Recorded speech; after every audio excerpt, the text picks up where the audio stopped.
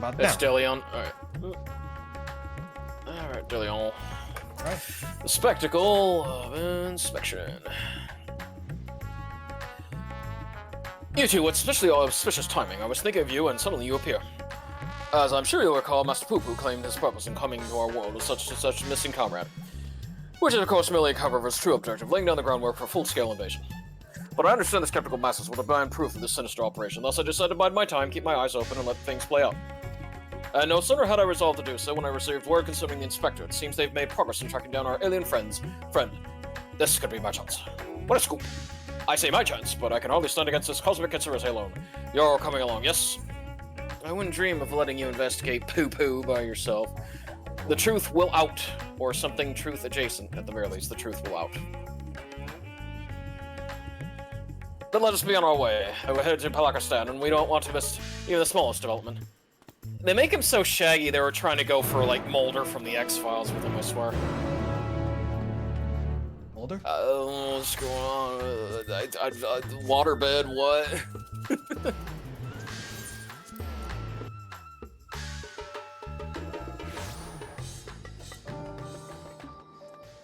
And yes, as you saw, I started my Loprit Society quest. And it was fun seeing the DJ booth. Yep. I got a good picture for you. Not true. You should definitely also check out the Omicron one. Oh yeah, I'll do that after Loprit. My loyal associates, come to admire the spectacle of inspection, have you? As well you should.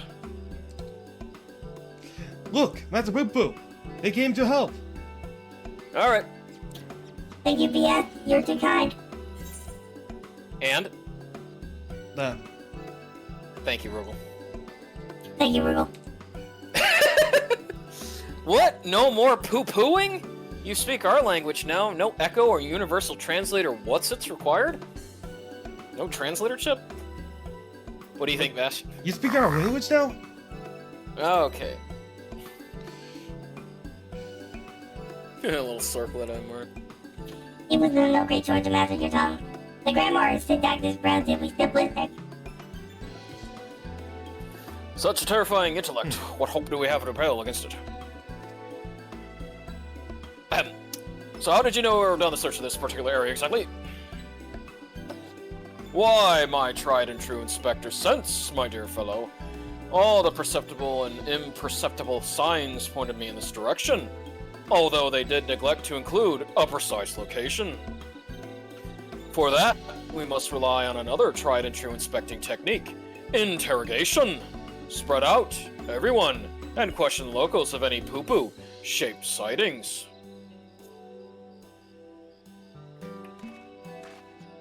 It's kind of weird wearing these pants on my Hrothgar, because it just looks like it's just my regular legs. Like I'm wearing shorts. There he goes. There's a little stalker. See this? Yeah, I saw. I know, it's where the Dakados. He was behind the haystack. Yes, he was. Oh, look at that. That's cool. Look at this guy. Yeah. I'm thinking that's Evil Eason. Must be. Let's see if anyone's up here. Oh yeah, there you go. Sack counter. Sack counter. Now that you mentioned it, I did see something like that in the west of the Shroud. Might have mistaken it for a small child, if not for the way it moved. Sort of a fervent scamper. Creepy. Thank you, sack counter.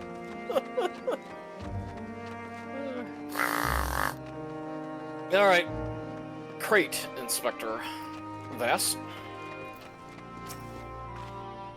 Oh, yes. I found an odd little creature in the jungle on my way back from the city markets, only it wasn't alone, and it was in company of a rather unusual gentleman, thickly pale he was, and radiating an unpleasant smell. I felt obliged to keep my distance. Okay.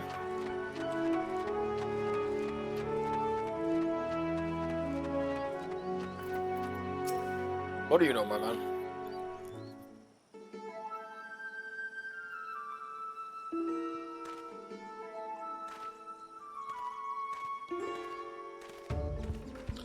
You two have your investigations borne fruit. Mine own carefully crafted queries placed an individual of Master Poo-Poo's proportions in the south of the Shroud. Maybe in the jungle? To the west, your sources say. I asked around, there have been a few sightings in the jungle somewhere to the north. Okay, hold on. Hold on. I gotta like answer here. Hold on. Boop. Okay. Yeah, let's say okay, yeah. If you have a encounter poo-poo, it looks like this. There was a cycle evolving a UFO. Yeah. Alright. And also poo-poo is one of Lulu's dolls. Oh yeah, I remember that. Yeah. Okay. If we have sightings to the north, south, and west, then that must mean Master Poo-Poo has more friends here than he realized. I'm not that gregarious. I have precisely one friend on this world. Could it be doppelgangers? No, too simple, too obvious. It's more likely the same alien wandering the jungle, being spotted at different locations by different eyewitnesses. Which just means we need to... I can't believe I'm serious with this. Split up and search the whole area. A fair proposition. Very well, then. Oh, are we launching a search party? I got it. Father, have you been following me? Nothing of the sort. I was engaging in feats of physicality while my mind grappled with the mysteries of Mandevilian weapon forging, hoping to turn perspiration into inspiration, as it were. But I'm afraid the burning fields wooden men are poor muses when compared to the stimulus a worthy opponent provides. Mayhap if I join you and the indomitable Rugal Burns and Via Zormento in your endeavor, then happenstance will deliver the challenge I require. You are continuing the case of the silent correspondent, yes? Have you need an extra pair of eyes? As many as you can spare. I was about to assign teams to the search, as a matter of fact. This village sits in the Shroud's east, so let us divvy up the remaining directions, shall we? Nashu and I will head south. You two and Master Poo-Poo to the west, if you please. DeLorean, you and my father have the north. Let's see. It's DeLeon also. What? So, Yeah, I know, you got the poo-poo voice ready. I'm trying. That's DeLeon also. Also the Shroud of the Samga is awfully big. How are we to keep in contact, much less coordinate our efforts? I've had special link bird for just an occasion. We can chatter in each other's ears as much as we like.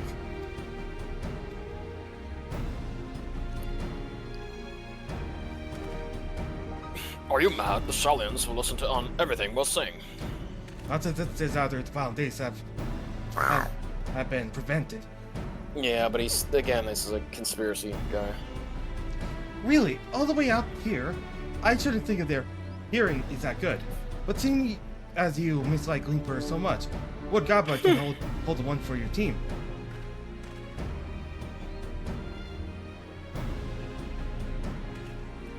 Link Pearls, what a tremendous foresight. Now let us proceed with our investigation.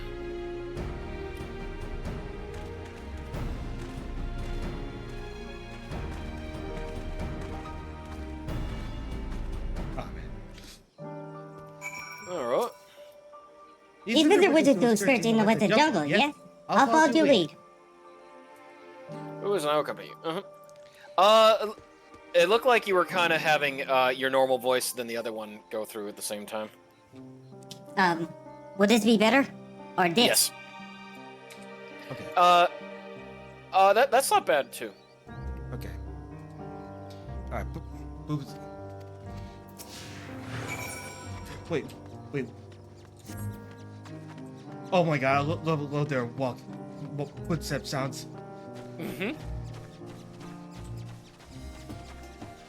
There's as amazing as a Dom2 and Grandpa Lofts. Oh, yeah.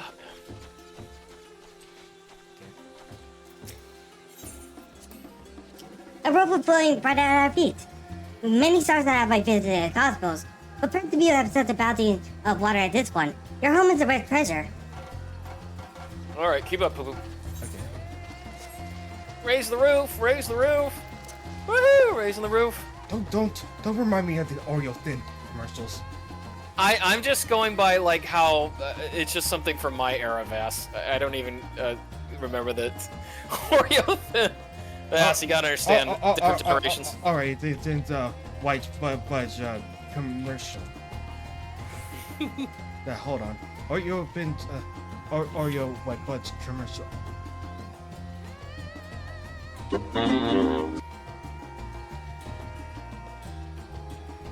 Okay, hold on.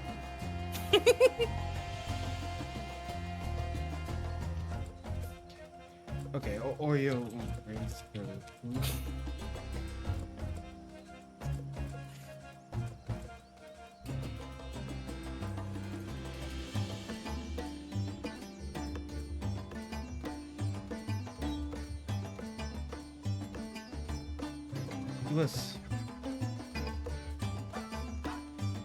It was supposed to be. What the heck?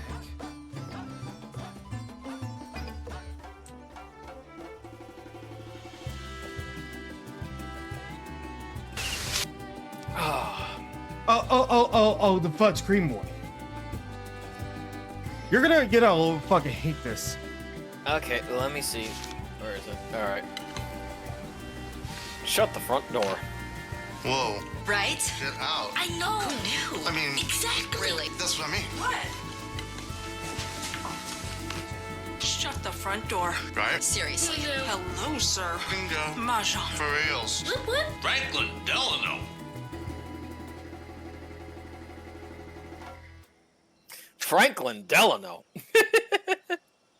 I don't know. I thought you said raise the roof in this. Nope, you went whoop whoop.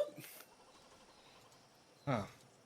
Nope, there was no roof raising around, so I win. I get to keep saying raise the roof when the little poo-poo runs.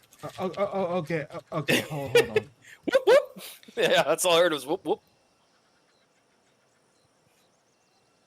Franklin Delano. Okay, hold on. I see no trace of my comrade. But what is these black-furred beings? Are they friends of yours? Fellow people of Etheres? Well, those are type of Skashroach, but I mean, vaguely people-shaped, perhaps, but not people, not particularly friendly either. Ufties are very mean. Which one did you choose? Ufties, the second one. Okay. There is a greater variety of species here than I anticipated. I'll try to collect more samples. Let's keep it. Oh, look at that. Look, Vass, I got really close with him, see? Ah, yeah, you did. Alright, come on, roof raising, let's go. Shut the front door, poo-poo. Fudge Oreos. I hate that commercial so much. What was that? These are the commercials always keep playing. Like, you remember all this like commercials that you keep seeing every daily basis.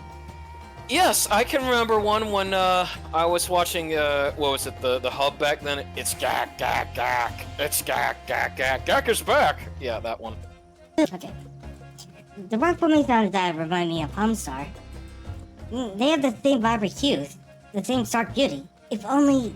Never mind that. We have a friend to find.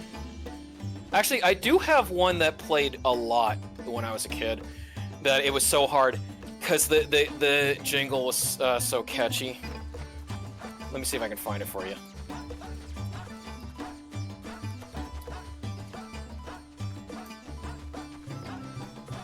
Oh, yeah.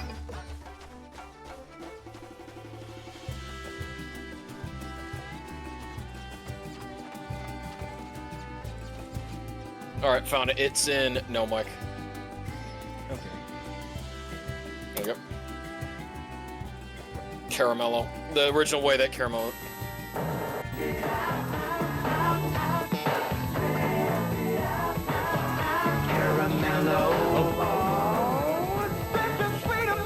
Oh, that's hard bass right there. Yeah. Hard bass right there. But still, that's got me hyped for Caramello. And that kind of stop motion a la, what's his name? I know, it was kind of like, yeah, that sounds like a catchy thing. Like that sounds like a shit. Out, Caramello. Yeah, I love Stretch It Out. Oh, I played a lot. That's what got kids hooked on Caramello. Not to mention the bass instrument bass. Right Yep. there. Stretch. I gotta find a better quality one because, that one. Not trying to my friend here either. But these white-furred individuals, they are surely one of your civilized races, yes? Those are beastkin monkeys. Also, not people. Mind the poop throwing. Yeah, I gotta go with second one. I'm sorry. It's there. They knew. I find it difficult to tell the difference. One semi-intelligent life form is much as the same as another. Well, never mind. Moving on. Don't worry, poo-poo. I'm gonna get you a Caramello. Stretch it out. I wish, like, was Caramello actually discontinued? No, it's part of the Cadbury brand. It's just it's in the purple and gold packet now. You can still get Caramello. It's like the best caramel you're gonna like. When you bite into it, it just oozes out caramel, so you get that nice stretch. Yeah, sometimes Cadbury is a nice project of having good insights. Yeah, but no, like Cadbury Caramello. Oh my gosh, it's got more caramel than Milky Way. Woof. Woof! Let him go. Nothing. Not even a little burnt sickle in the grass. The friend I'm looking for, we grew up together. We were always together.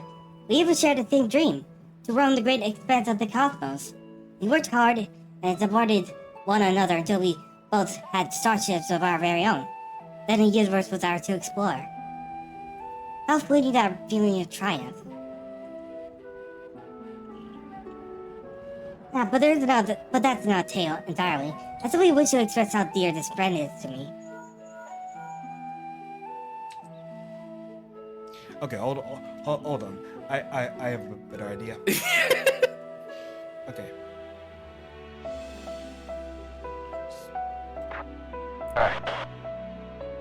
Hello, is this Egon? This is Asu. We think we have Poopy's friend. Go to Peruska. As quickly as you can. All right. Okay, hold on. Yes, let's take my starship. It's the fastest way.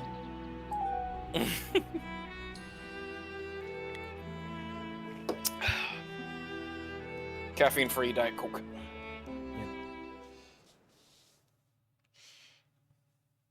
Whoa.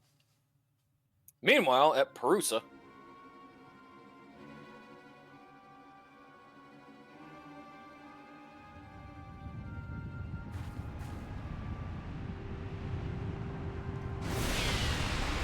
There he comes. And there's Delion. Man, don't always have me right in the flag. 88 miles per hour! Probably gets And you're gonna see some shit. Probably gets the most hardest of rides compared to the others. Hail, dear comrade of Master Poo-Poo. We come in peace. Pray, reveal yourself. It's gonna be Mandragora, isn't it? That's a Mandragora. Yep. Uh-oh. Oh, these guys back from Rome Reborn. Ah.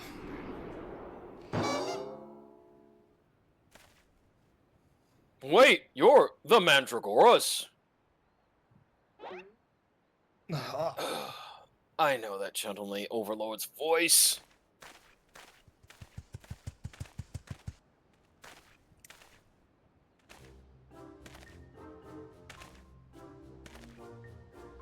Zombie brand. Master Zombiebrand, they said you were trapped in slumber, but I rejoice to see that is no longer the case. God, it's one of the Walking Dead. Wrong show. Greetings, friends. I am a proud member of the Gentle Deadmen and disciple of Master Zombiebrand. Oh, he even had that Mandragora Yep. from the boats out front. Yeah, the zombie-looking Mandragora.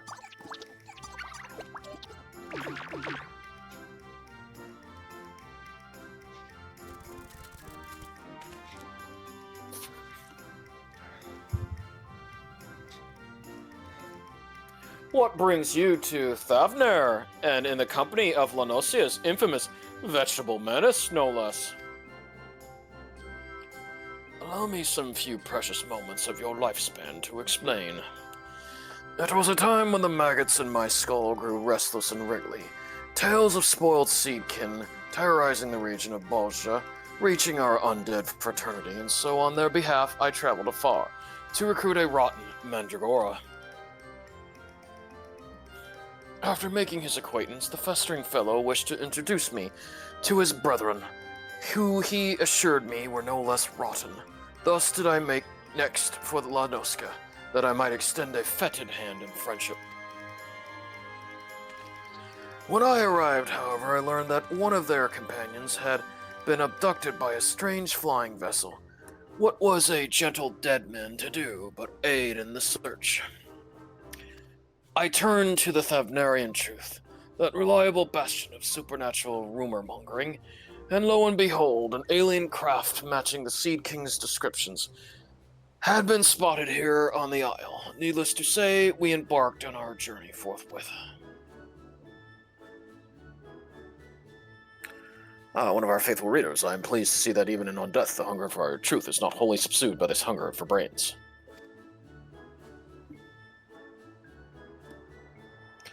So we find ourselves on the case of the misappropriated Mandragora. This abductor will not evade my powers of discernment. Then we'll need to carry out all of these cases.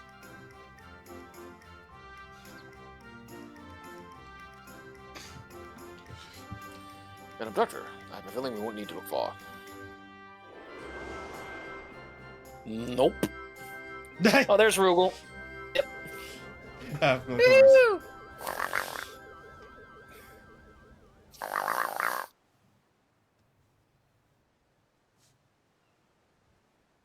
Sorry, I had to see it how it looked on your end.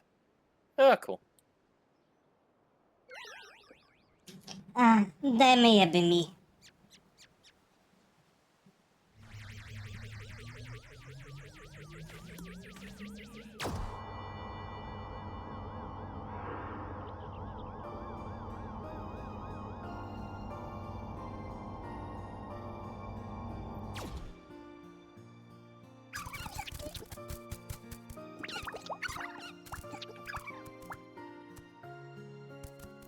Forgive me for taking your friend. In my simple collecting frenzy, I must have mistaken for an edible plant of some kind. Understandable. You would not be the first to confuse a mandragora with a salad ingredient. The main thing is that he is returned to an unharmed and uneaten. All's well that ends well. Now, if you will excuse us, we should be getting back to Thanalan. Rotting flesh and humidity is an unpleasant combination. But isn't that the same humidity? No, it's different. It's an island humidity.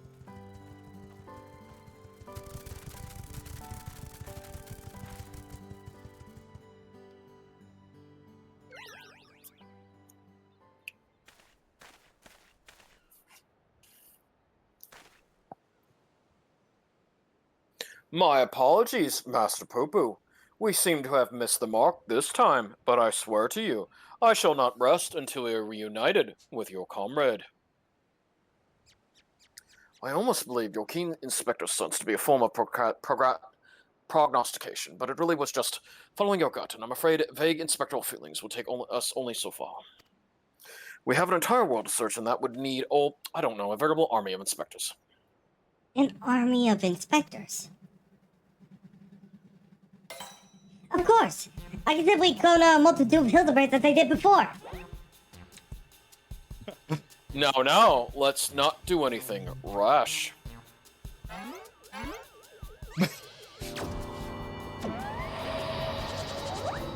Oh, look out! Whoa!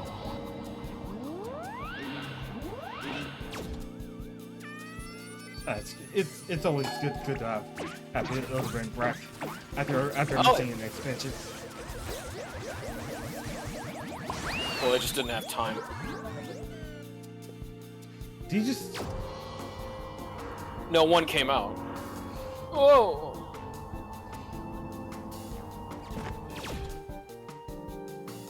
Oh dear, the ship matter duplication have been temperamental for a while, and now it's broken down completely. The golden is the last will it will ever produce.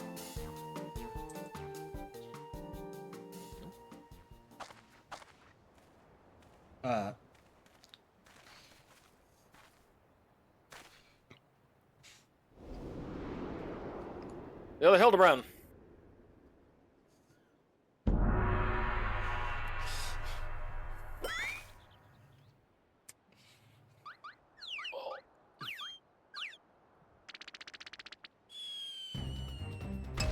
Down!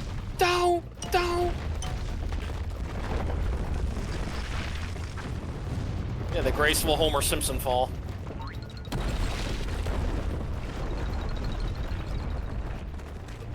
Out!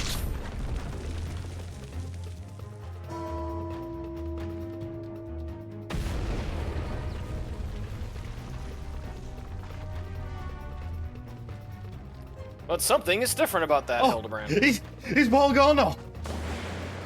Let's see when we get him out. Oh my god. Oh, that is hilarious. So, Vas, did I mention that Final Fantasy decided to collaborate with Sega to make Virtua Fighter 1 Hildibrand? No. That's VF1 Hildibrand. Oh. That is, God. Hayendayo. Yeah, yep. Because VF2, the polygons look better. Yeah, this is 1993 VF1 Hildibrand.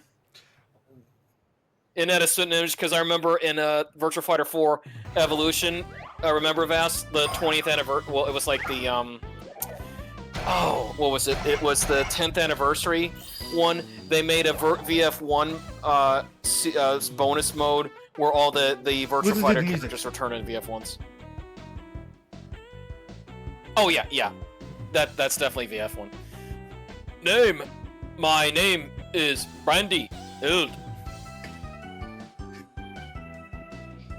Inspector Brandhild, why is he so blocky? The cloning process was a fail partway through. Allow me to euthanize this abnormality. God damn it.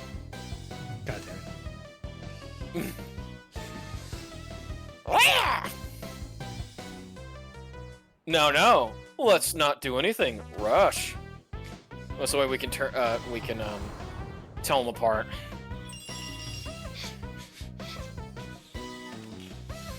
Unlike my former replicas, this one is highly unlikely to be mistaken for me. And seeing as we are looking for extra helpers, I say we press this unidentified fellow into service. Welcome to the team, Inspector Brandy Hild. A pleasure to make your acquaintance.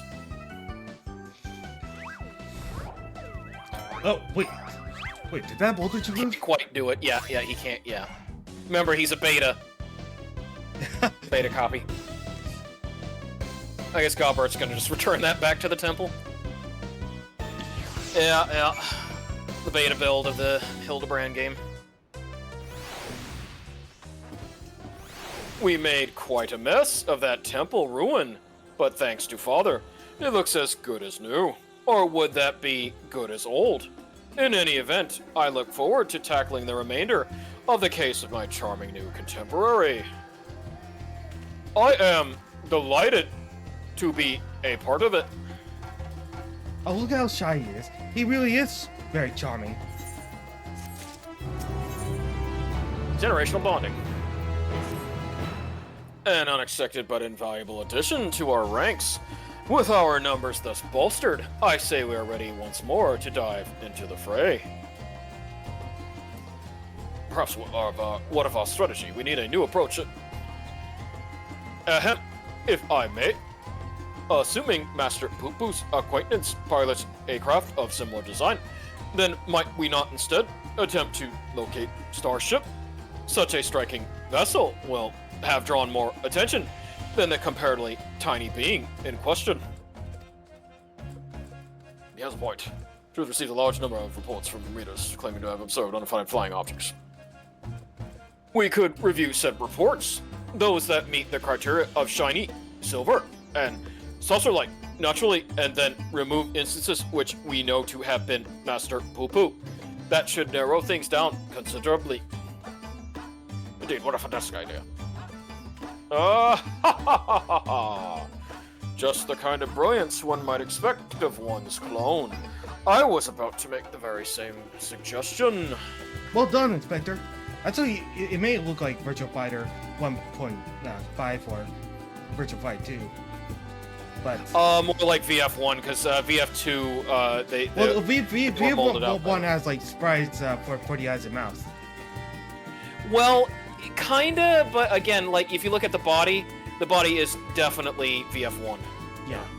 Like, go back to, Vas, if you ever played Fighters Megamix for the Saturn, I wish they would port that game. Oh my god, that needs a remake so bad.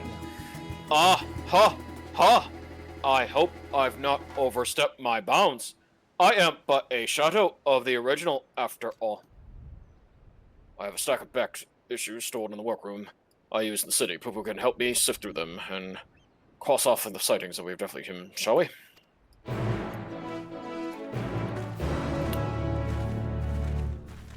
Fight 1. Ready, go. Okay. Get the rod out on. Who the heck's that? Oh yeah, there's another guy, writer of histories. Shoebills.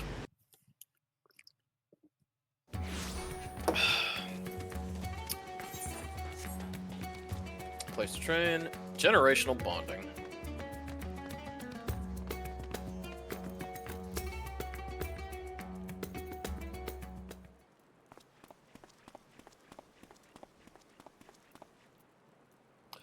Dorian has taken Master Poo-Poo to peruse his store of past publications. Let us enjoy a brief interlude until they return with the results of their investigation.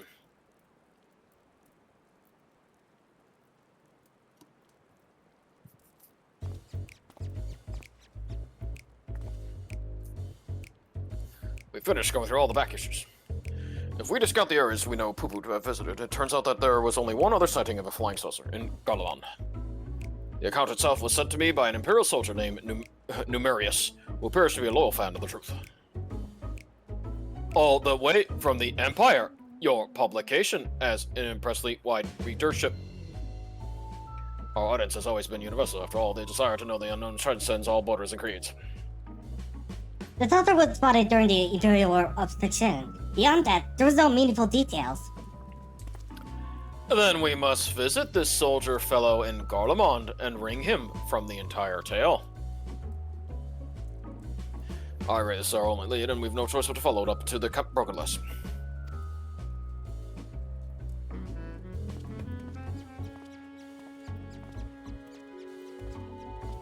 Yep. I say.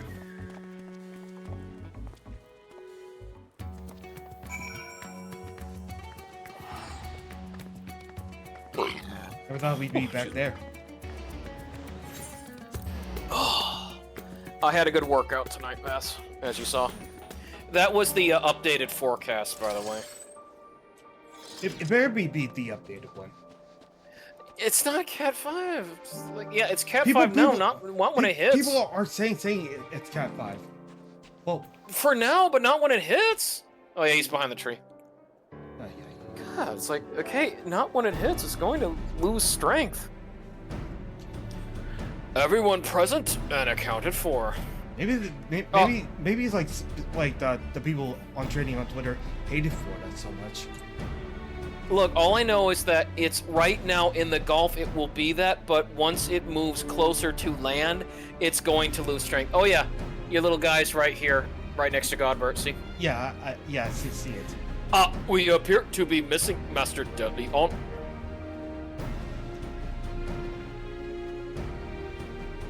My apologies, but I had a hunch that I thought might save us some time. I spoke with some contingent officers you see in our numerous is on the roster of Allied Imperial troops. That does certainly make things easier. And were they able to point to you in the direction of this numerous chap's posting? Yes, Numerius is currently with his unit organizing in the supply dump at Forum Patents. We should head over there and hope we can spare a few moments to talk. The chill here sleeps right into your bones. How are you all not shivering in the unpleasant desire? A mandible man on a mission feels neither heat nor cold. I'm not sure how one's frame of mind can overcome the reality of frostbite, but then again, reality always seems relative around the mandibles. Alright, see ya.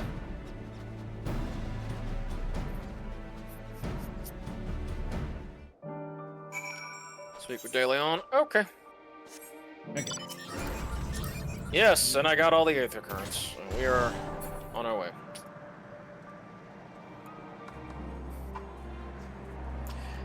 Well, I am glad you got to experience more of FF2 last night. I wish we could have made a little bit more, but at that point, it's once we help out Gordon, then after that I'll be getting to deal with the Dreadnought. So we are moving up. Man, I am sorry that captain kept kicking your butt. Well, yeah, I was just like almost like about to tell them why don't Minwu attack? Yeah, well, cast magic, but that's just I will say that's just how powerful that they made Minwu be for the starting party.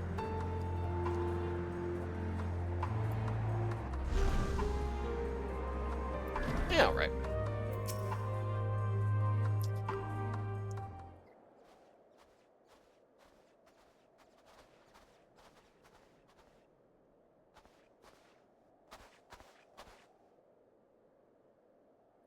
Hello, is the Numerous here? I'm Delion, the editor-in-chief of the Thavarian Troop. I've got to follow up on a white witness to your account.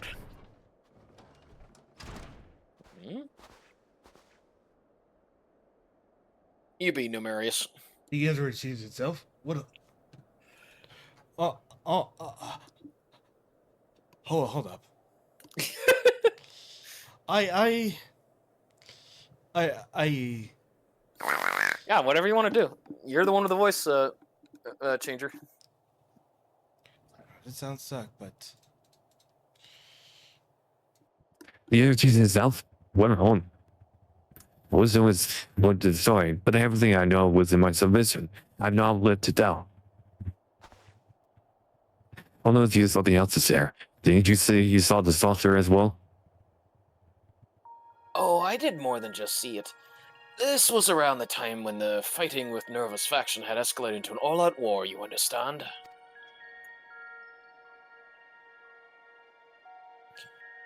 I had been assigned to an anti-aircraft cannon and was actively surveying our enemies when the silver vessel flew into view.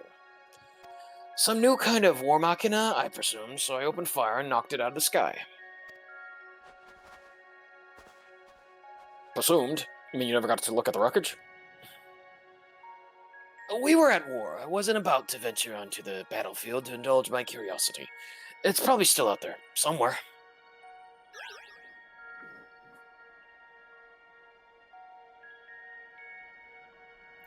We have to find that flying, or should I say fallen, silvery saucer. Do you have any idea of where it crashed? Not an exact location, no.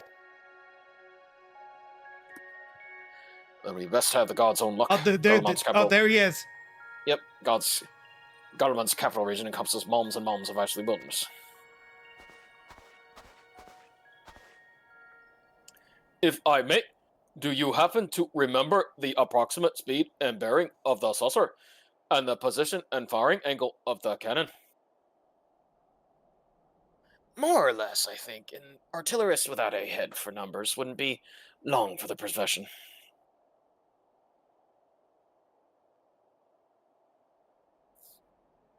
That should be sufficient. Thank you.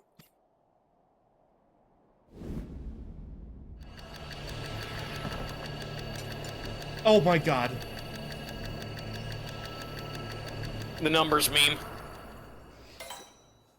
No. It's like the virtual quest thing. Yeah. Well, no, I meant like with the whole numbers going by. It's like, you know, with the lady with the numbers going by. That's a meme. I have it. The starship impacted the Earth 1,360 yalms to the northeast of our current location, give or take a few yalms.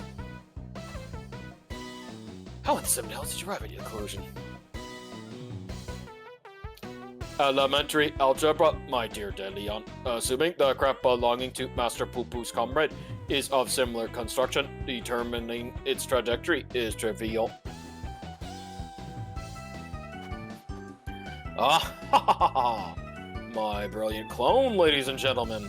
I was about to offer the self-same conclusion, but once again, he has beaten me to the punch. Wait for Inspector Brandehill. I seem to have stolen my progenitor's thunder. My apologies. 1,360 or so yalms to the northeast of here. That improves the chances of our search from near hopeless to rather hopeful. Let's go and find this fallen souther, shall we?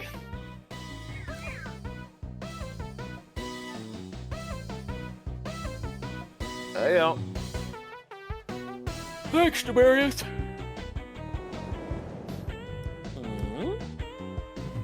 Masked fellow.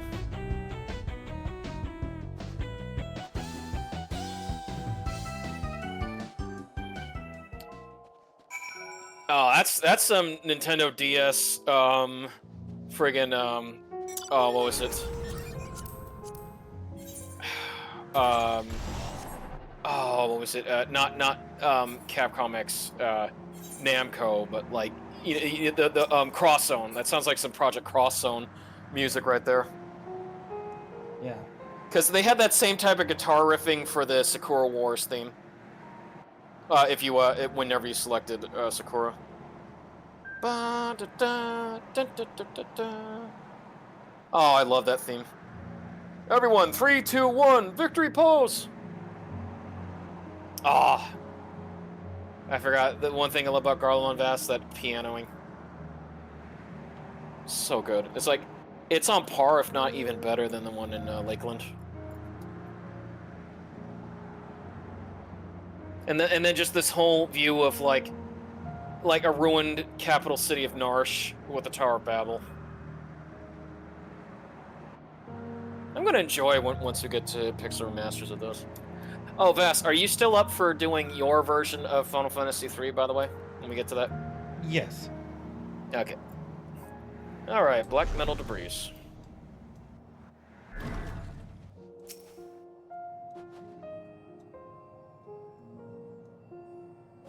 Although promising at first glance, closer inspection reveals the debris to be the wreckage of some vanquished war machina. Ooh, excuse me.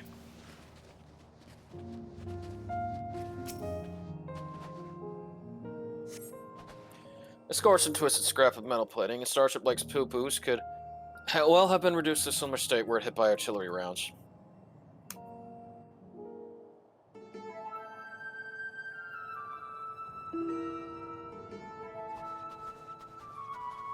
Where's that roof?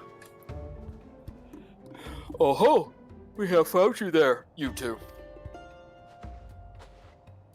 An exterior panel. This is from my friend Sergeant. I'm sure of it. The race around crash landing.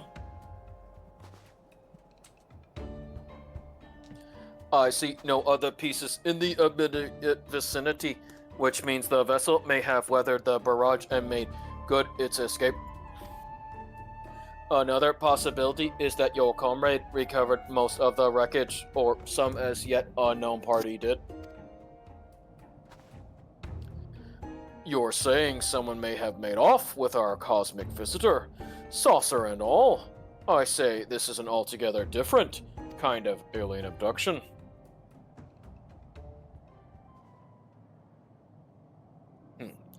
Someone see Nashu. Now that you mention it, where is my loyal assistant? Help! You had to help! My beloved Miss Dachi had been kidnapped! Some glad lady agent of Dr. Luge came and took her away. He told me to tell you, and I quote, if you want her precious companion returned alive, then they must present themselves at the Tower of Babel, specifically the Magic Servicing Facility. Don't forget that part. Oh, Dr. Luge. The gall, the temerity, the audacity. My stalwart aides spirit away under my very nose. My apologies, but who are you? A close acquaintance of Nashu, I presume?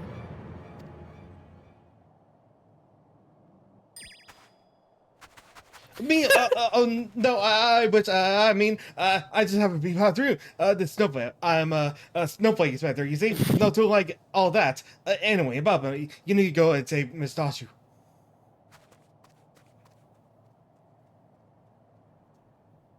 Oh! At last, a chance to stretch my legs.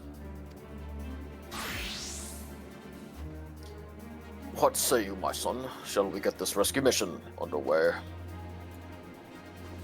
Indeed, we shall.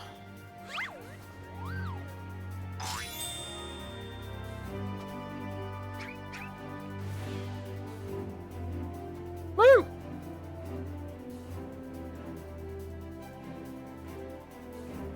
They left without us, even though this doctor fellow asked you by name.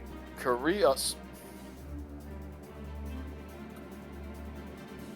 Yeah, seriously, I wish Sega would remake Fighters Mega Mix to be on all things, because that literally was one of my favorites. And of course, it is a... Yes. I've collected what evidence remained of the crash, but solving this mystery will have to wait. The case of the abducted assistant calls. Okay, actually, you could be a paladin and live well. Nah, that's fine. I already did Astra. It just means I'm unkillable. Meanwhile, the Tower of Babel. Okay, so here. Okay. I'm trying Alright, to find a robot voice. I forgot the one you used last time. It was pretty good. Is it this one? Yep. Oh, it shall fall before Supreme Luge. With a dual and improved body, revenge will be finally mine.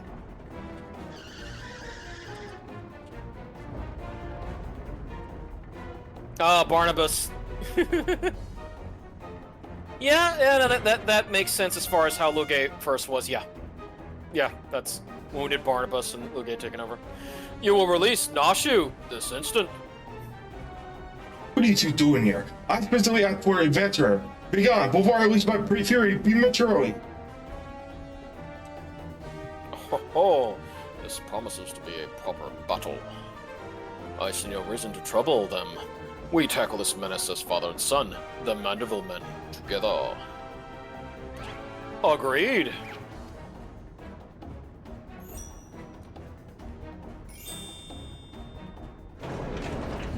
I will not, with my appetite for vengeance on this side dishes. Our tongues time to earn your pay. I saw a monkey there. Oh, no. Just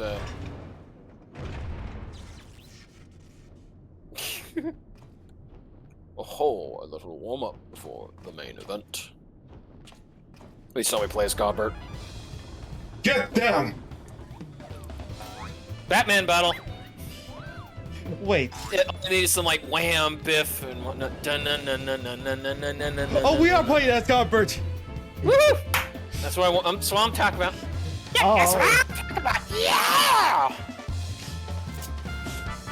I don't know if you remember that old Djibouti dub about the lint roller. I know. Oh my god.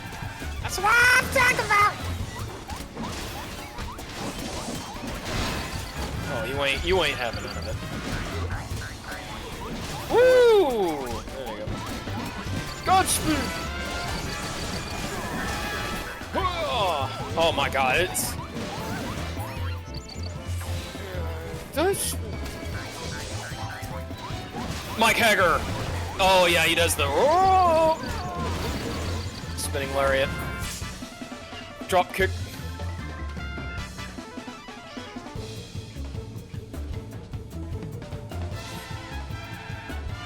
You guys don't stand a chance.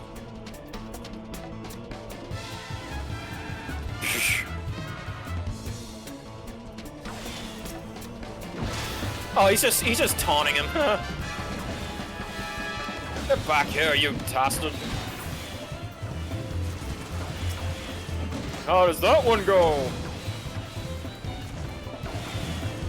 God damn, Godfrey. Yo, lackeys were found lacking. Come out and face your fate.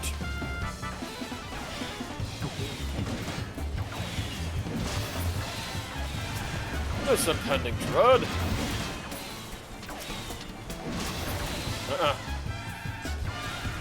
Tell me, Dad, if you could be so kind.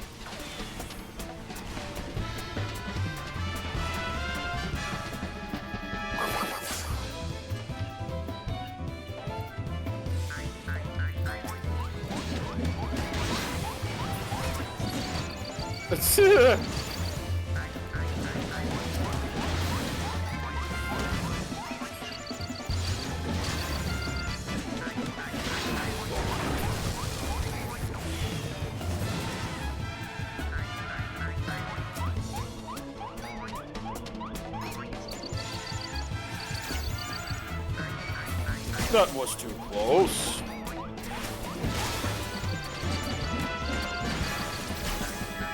Throw a Warlock.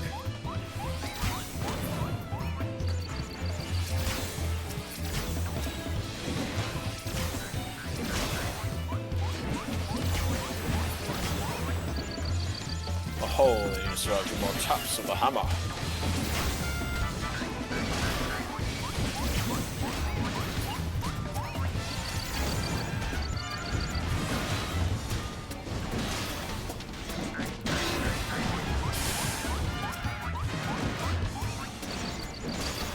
Oh, yeah, a bunch of war mechs.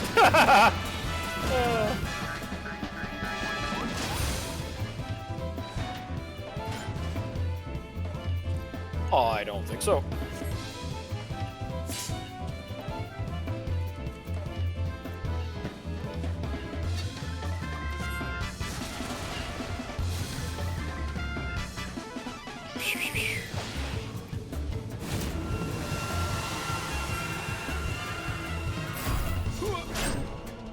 An amazing diversion, but you'll need to do better than that.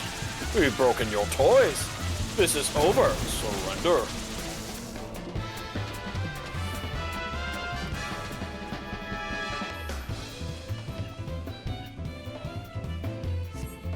Stand back. Hildibrand, let your old man handle this. Neutralize the missiles.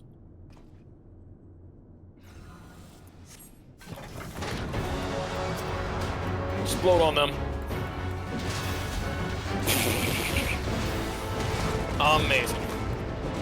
And I was just getting started. Sidestepping. Yes, I did.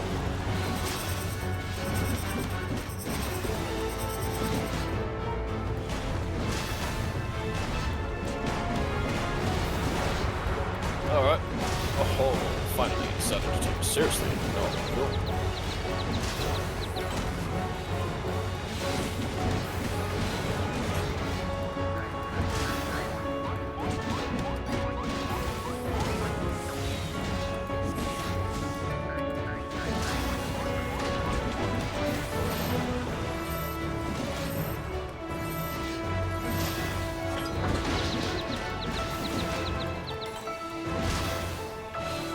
I've had worse skull bites.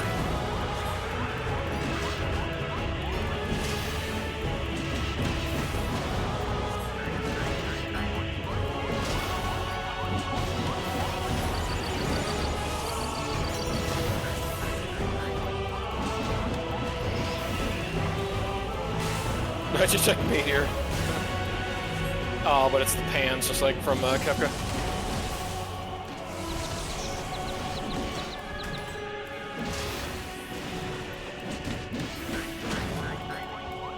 Don't recall.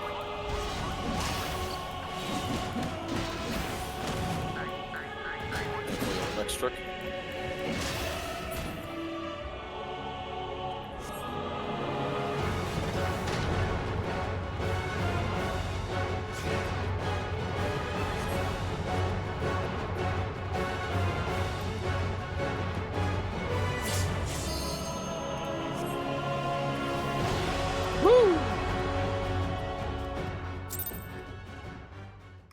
Plans are in ruins.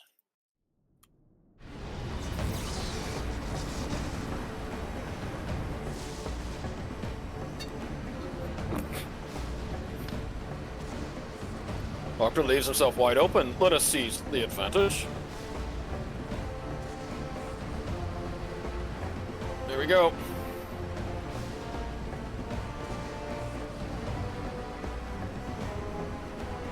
Ultimate Manderville limit break.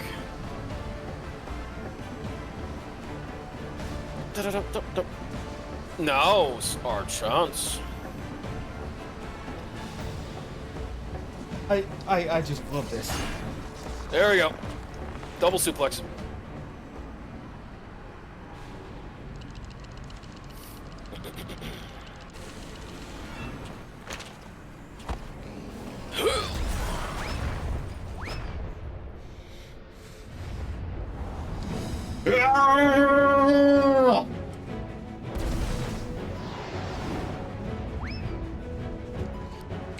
Whoa!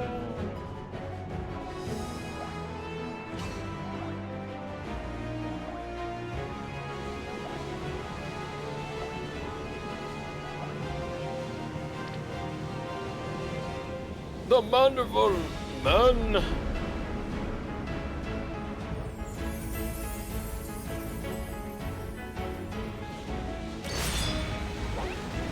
Victorious again. Oh, that's muscle docking. I remember that from Kinekamon. Manderville generational bonding overdrive. Muscle docking.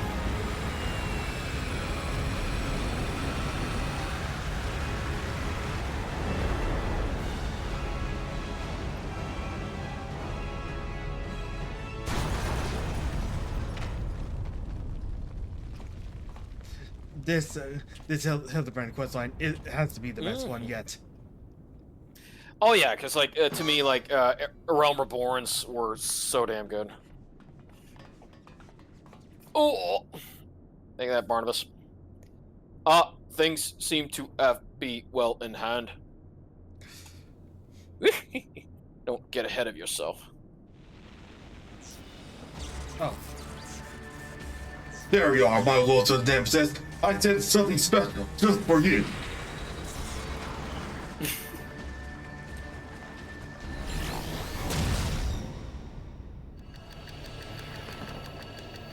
Oh, you know what? This is more like Action Man, you know, when he would think about how to get through with math equations by slowing down time.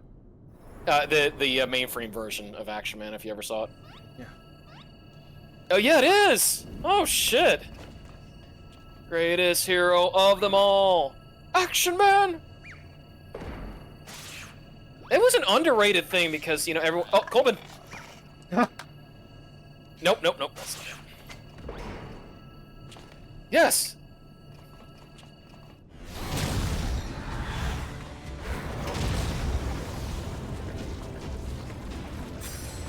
No, don't. I was gonna say, don't tell me it's gonna be Harsh Fawn again. Oh, here we go. Yep. Boom! Action Man.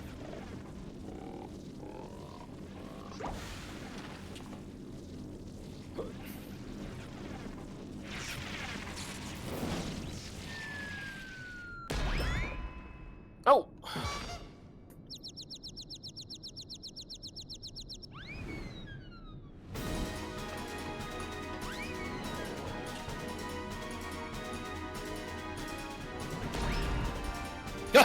Yes.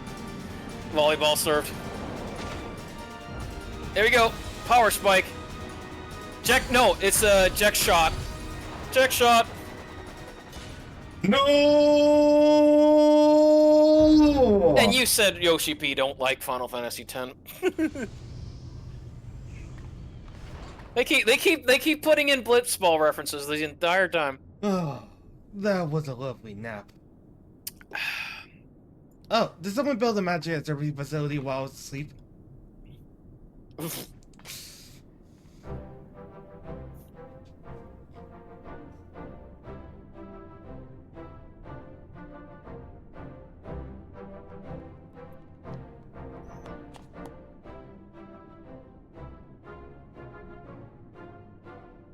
Nicely done, Inspector Brandhild.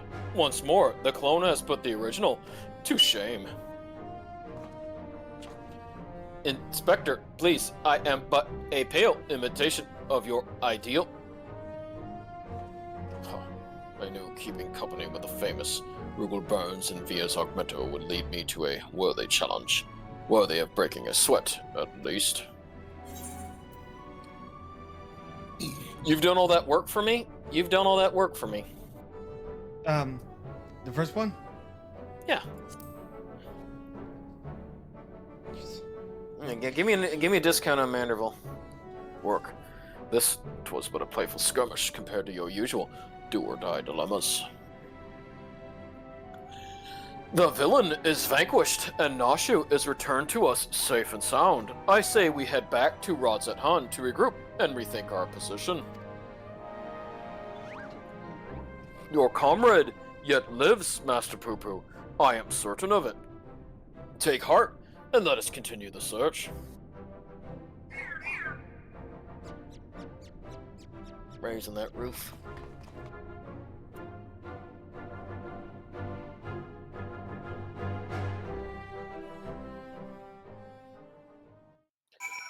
Excuse me.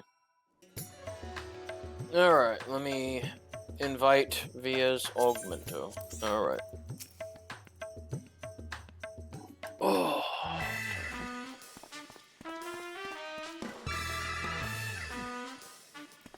To Garlemald and back have we journeyed. Yet this is just the beginning of the case of the silent correspondent. Come, my friends. The shard of saucer we secured shall lead us onwards to new discoveries.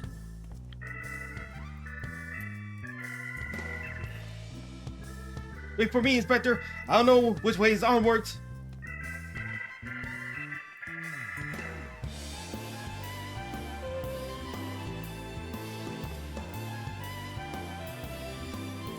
I should follow him, shouldn't I? Wait for me. A final word from yours truly, if I may. The complexities of Godbird's techniques had me flummoxed, I confessed, but I do believe the recent spot of exertion has proved just the inspiration I required. When you are ready to proceed with our endeavor, pay proper word at Master Gerhold's ear. I shall make myself available forthwith. Until our next meeting.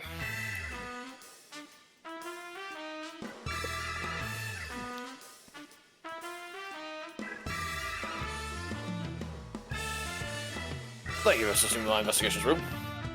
Once again, our travels were rife with inexplicable phenomenon, yet I am no closer to exposing Poo-Poo's well-considered, concealed conspiracy. Eh? He will slip out one day, though, and you and I will be there to catch him. No. I'm gonna try to sing these lyrics. Okay. Here we go. Well, may not be on your end, though. So, Meanwhile, somewhere in Thavnir.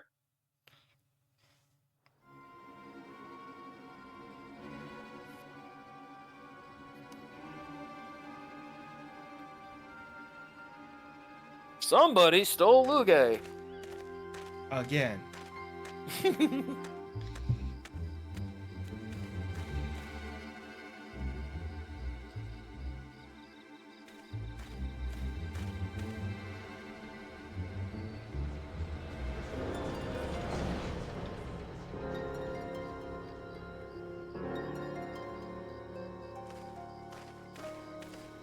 Mm.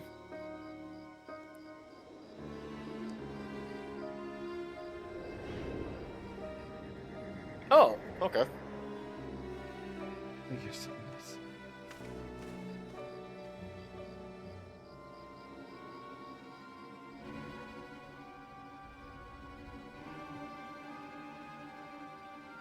Oh, this guy, yeah, he was the one that helped the baddies the last time.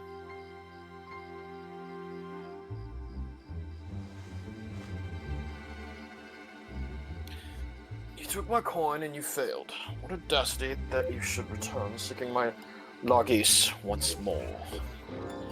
I deserve your scorn, but I promise you, your plans are dangerous souls on that tenacious path yet lives. I know the path to victory, a forbidden path, which demands manifestations of the divine. Mm.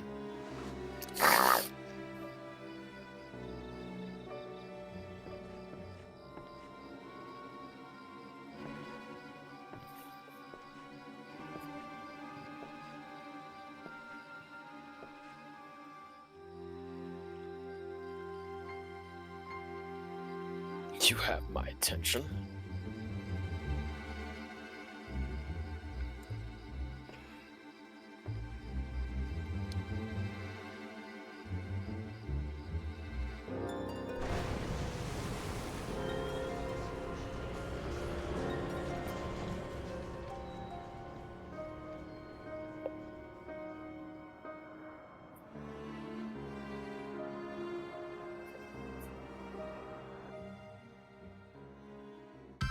All right, here we go.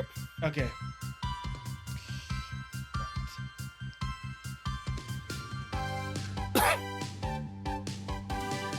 No, it hasn't.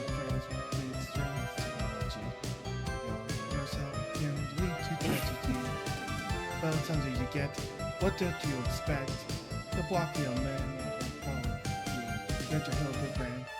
The flat base for sure, but still sharp as attack. Woo! See, Inspector.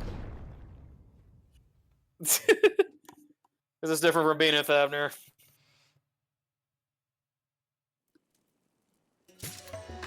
Okay. All right. So, did you want to talk to Godbird or keep up with this? Keep going. Okay.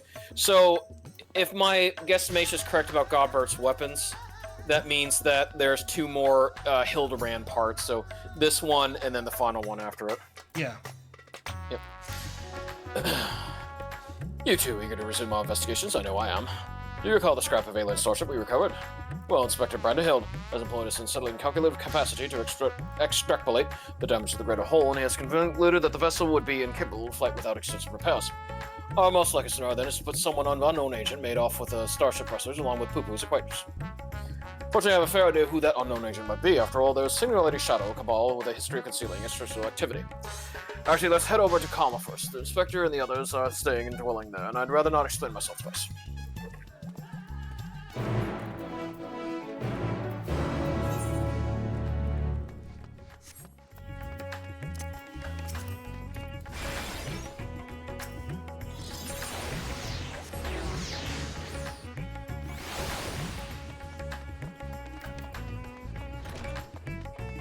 Oh, there he is, the little guy who's in the window again.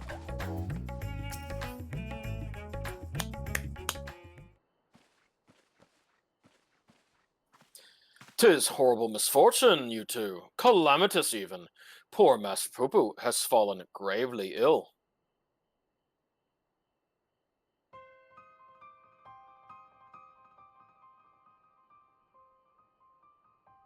No bluish green. More so, I mean.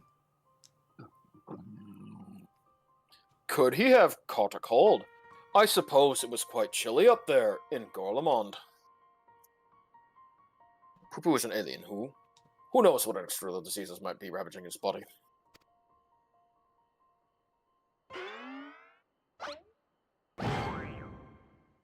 Not your delights are the best that will ever ailed you, as the Inspector himself can attest. Good gods, Nashu. You'll blow our host's domicile to pieces. Put them away. Only outside. If I may. When I was cloned from the inspector, certain gaps in my knowledge were patched with supplementary data from the starship's archives. This information included an encyclopedia understanding of Master Poo-Poo's physiology, which should be sufficient for me to diagnose his condition. A pseudo-man hybrid mind that explains the impossible calculations.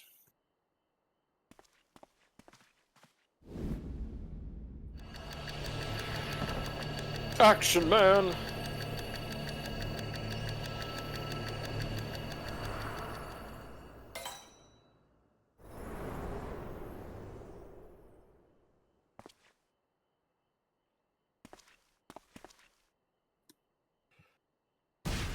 I have it. Master Poo-Poo is afflicted by a terrible case of the common cold. God, scrap me strength. As a visitor to Aetherius, Master Poo-Poo has no prior exposure to our maladies. He is thus particularly susceptible to infection and more likely to experience severe symptoms. Aha! 'Tis just as I surmised. We must put aside the case until we have nursed our stricken companion back to health. But even if it is a common cold, isn't there a risk that our medicines do him more harm than good? They almost certainly would, based on the results of my analysis. However, I believe I can synthesize an effective remedy. We need but gather the ingredients.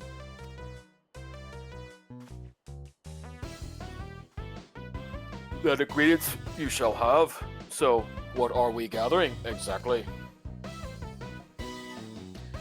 Most of what we require can be drawn from Master Poo-Poo's collected samples.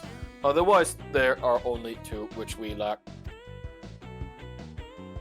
The first of these is the liver of a giant tortoise. A suitable organ can be extracted from one of the Kachapa which wander salt winds welcome. Ah, the slaughtering of a monstrous opponent. That sounds like a job for those two.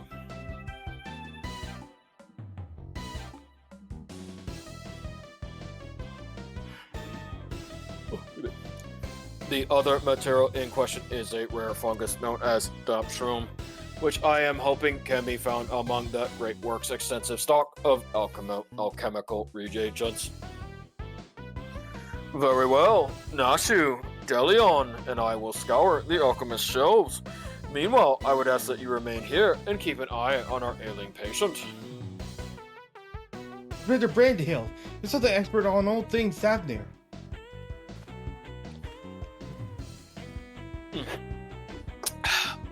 Oh, I wouldn't say expert.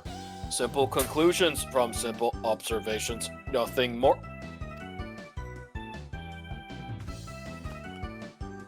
As I said, I am hoping the alchemists have damp shroom. We need, but it really is quite rare. Once you have the tortoise liver, would you be so kind as to assist others in procuring the fungus? Then let us not prolong Master Poo-Poo's suffering a moment longer.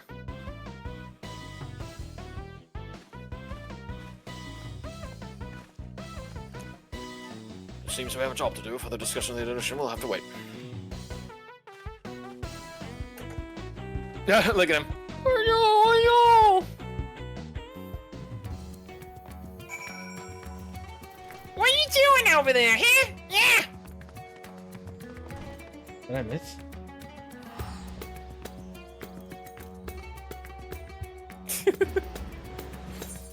But I gotta do the Ridley voice sooner or later. It's 11!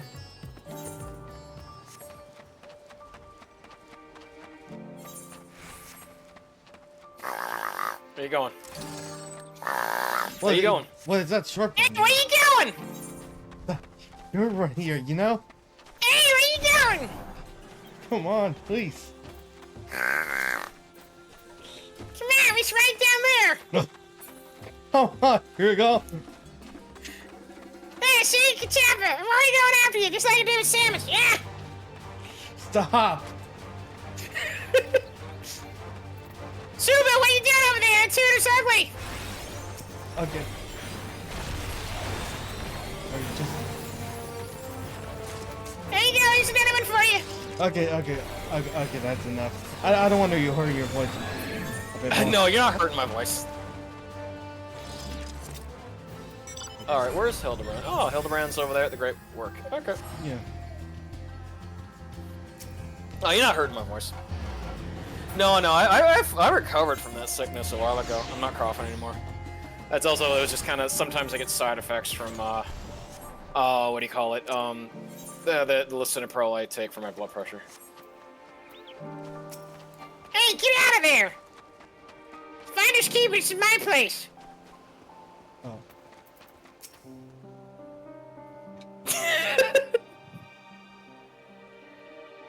Ah, you two. I had every confidence you would bring us a suitable liver.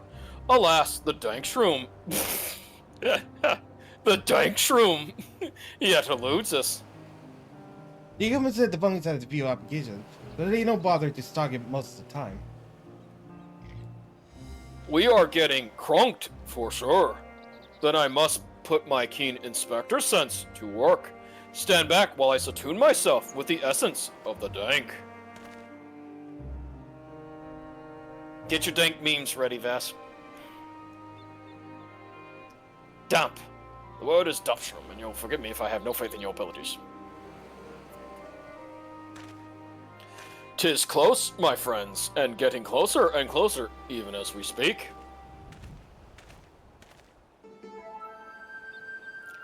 You be the trustworthy traitor. I hear you're fucking the market for damn shoes. I might have some to sell if you're interested. But how? We certainly are, my fine fellow. Right then, if you give me a moment to review the goods, we can finalize our transaction up on a perfumed rise. Right out of nowhere. Such genuine clairvoyance or sheer coincidence, I'm not sure anymore. Though in all fairness, when it comes to Inspector Hildibrand, preternatural perception is one of his least baffling talents. In any case, we should hurry to the rise and take this man up on his timely offer. Oh, excuse me. I told you get out of there. Alright, now you're following this.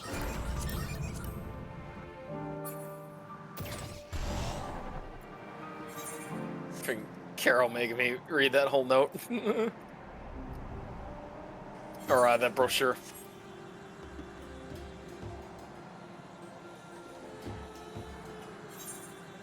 Oh yeah, those walruses. Cuckoo-choo.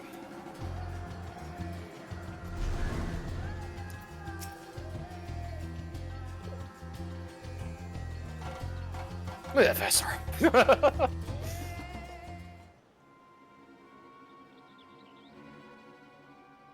Mm-hmm. Oh, there he is.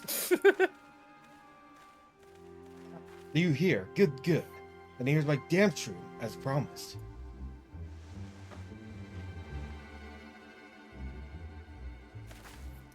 Oh, glad we are for your assistance.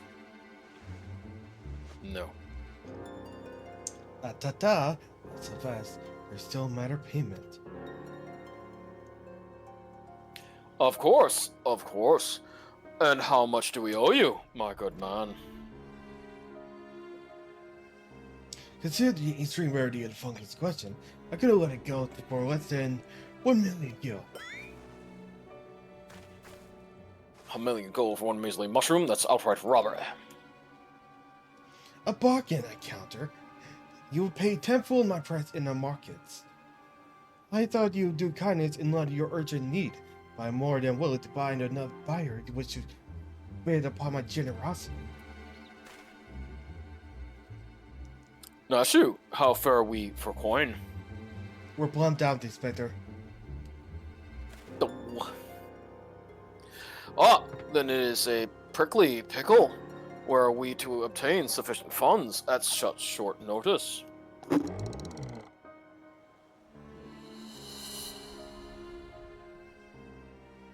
No, I'm out too, dude. Spend it all on getting up my item level. 1,000,000 gil, was it? I have an orchestration roll collecting problem.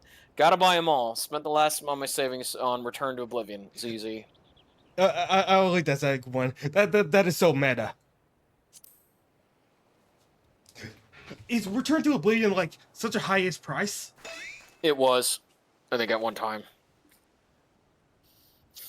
If that's the way of it, then I shall beg Father for the necessary amount. Saving Master Pooper's life is worth every kill. Give that man nothing. Give that man nothing. Godbert?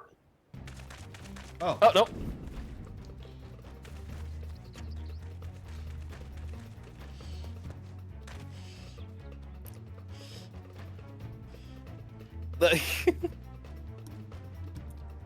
We have you now, deceitful scum. Your swindling days are over. You violated the law. Got caught by more Oblivion guards. Broadside Han City Guard at your service. We received reports of this man's questionable activities, and I've been keeping a close eye on him ever since. Damp Shroon is a rare find in the bazaar, to be sure, but only because there's no real demand for it. The price this charlatan quoted you was quite frankly ludicrous. But thanks to your ignorance and poor judge of character, we were able to catch him in the act. As a token of our gratitude, you are welcome to keep the fungus, assuming you still want it. Yes, very much so. That is very, magnanimous of you.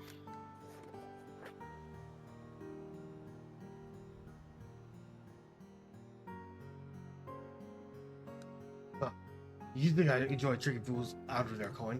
That better have to declare my job redundant. I wouldn't have to need soup so well.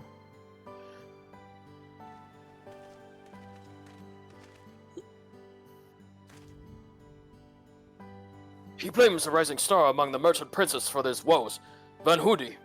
I believe his name was, purchased the trading consortium where the man was working, which led to a restructuring of the hierarchy.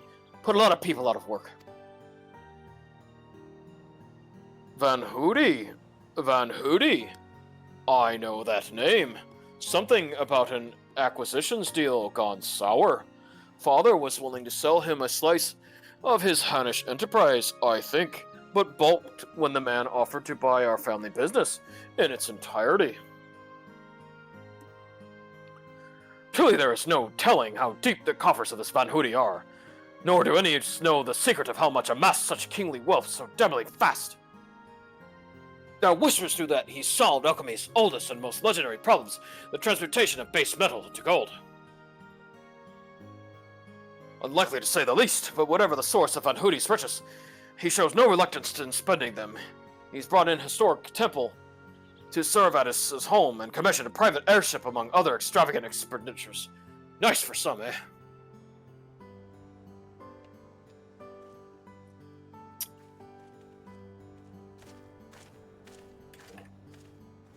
Oh, that's when they had barely started before you even saw the inspector. Oh, sorry, just a moment. Someone contact you? Oh, no. Ah, ha, ha, ha, ha. All in a day's work, my dear Nashu. I believe our business upon this scented hill has concluded. Let us hurry the ingredients back to the Inspector Brandahild, shall we?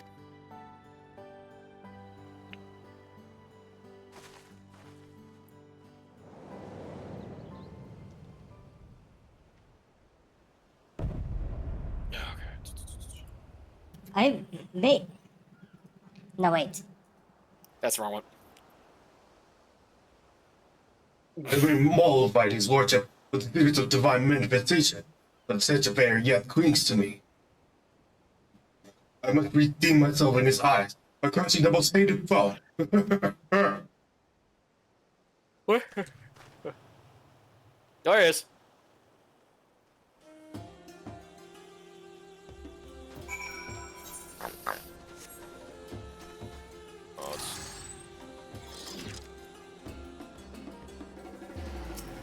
Okay, that shoes you're wearing looks like she was born from Amy Rose.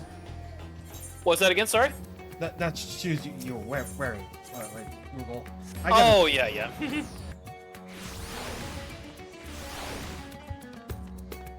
And he's still peeking. Oh, good. Finally found a good quality for you. Sorry, I wanted to make up for just how bad. Like, there was a better quality one of that jingle. There you go. Okay. Yeah, check that one. Now that one has got the full effect on it. No, hold on. Stretch it out, caramello.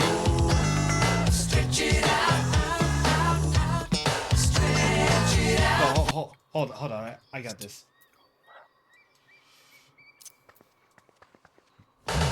Stretch it out, caramello. Stretch it out, stretch it out. There you go. Caramello. Oh, stretch your sweet imagination from your fingers to your mouth. Stretch it out. Yeah, you see, that audio quality is so good. Caramello. Stretch it out. Oh man. Yeah, isn't that audio great on it? Yep. Oh man, we're gonna have to have a caramello redeem. I suggest you try it though. Caramello is delicious. Yeah. Inspector Hildibrand tells me you have the liver to go along with his tantrum. Yes, I do. Here's a giant tortoise liver. Now we wrestled from Ridley. Yeah. A fine specimen, thank you. I will be mixing the ingredients in the starship, so let us convey Master Poo Poo outside that we may administer his medicine as soon as it is ready.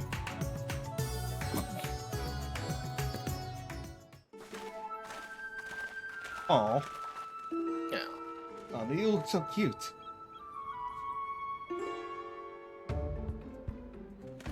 Meow.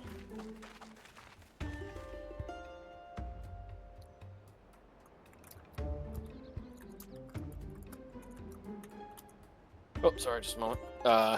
Someone DM'd me. Okay, now it's the end.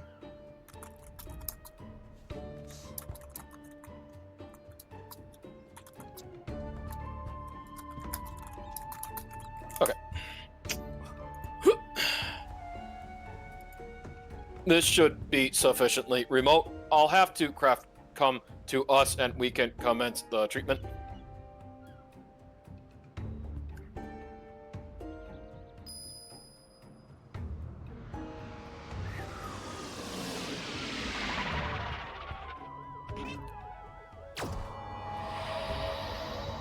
But yeah, I was lucky enough when growing up, when I was watching a lot of afternoon or Saturday morning, they played the Caramello commercial quite a bit. Goblin! Oh, she's sleeping. Stretch it out.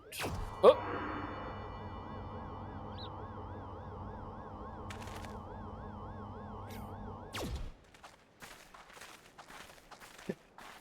Oh, there it is. Oh, I feel so much better. I cannot thank you all enough. That was a tortoise liver. Must have made chicken noodle soup out of it. Look at him. Yeah. Master Poo Poo recovered his strength in mere moments. 'Twould seem his powers of recuperation are just as advanced as his technology. I came here from another world. I'm sure you've no cause to trust. And you treated me so kindly. The people of the star are so very welcoming. Ha! You are our dear friend now, Master Poo Poo. 'Tis our pleasure to help.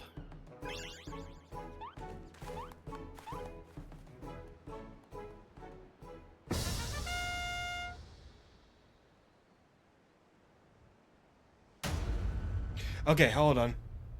Alright, hold on. It will be my pleasure to harm. Woo! What the hell?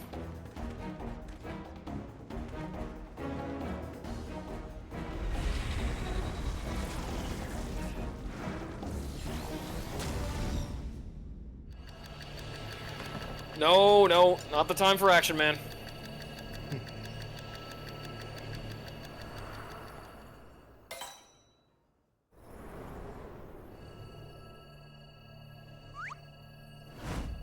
Crystal.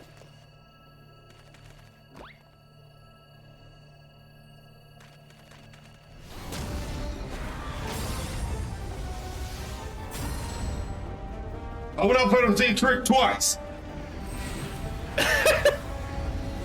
That's more like a tokusatsu moment right there. Ah,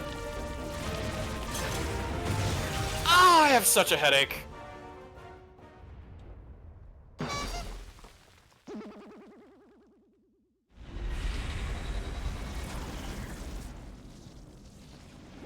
Action, man.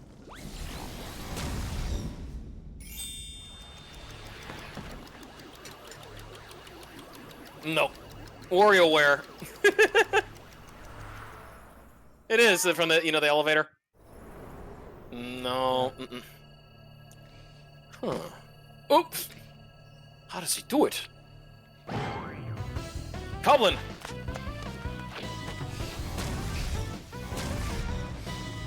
Yes, that was the answer all along. Coblin.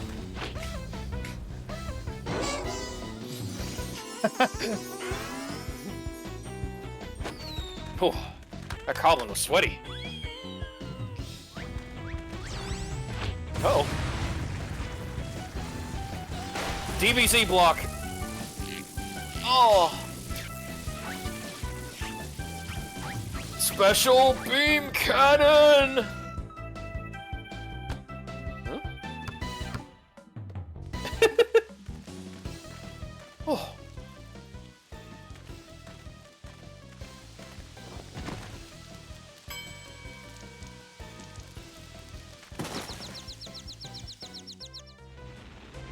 It works. 10 point full power.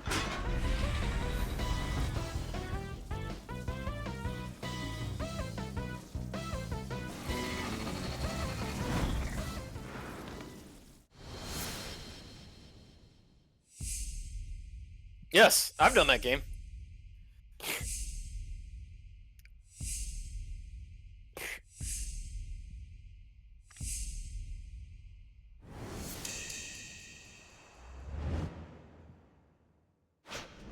From downtown.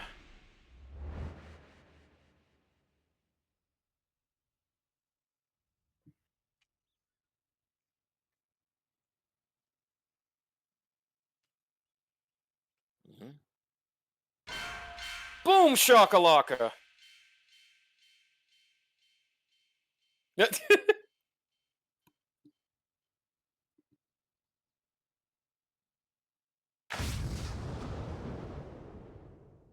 There he goes. Woo. Grabs the rebound, scores. Rugal looked great with that, so the shoes actually made sense, Vas. I couldn't have done it without my spikies. Not again!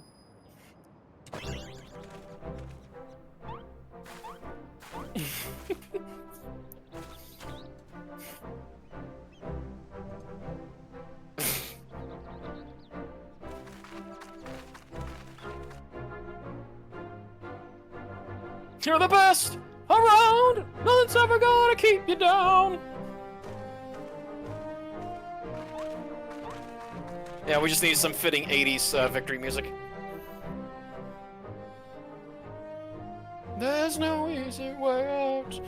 You took the full force of that destructive beam, yet you stand, somewhat singed, but apparently unharmed. I pondered and puzzled over the inexplicable fortitude of yours and feel compelled to ask. Are you an alien? Ha ha ha! A fine jest. But I assure you, I am without a doubt an Uldon-born Mandeville of terrestrial Hyrian stock. He's Hildibrand, Agent and Curator and Inspector Originaire. What more do you need to know?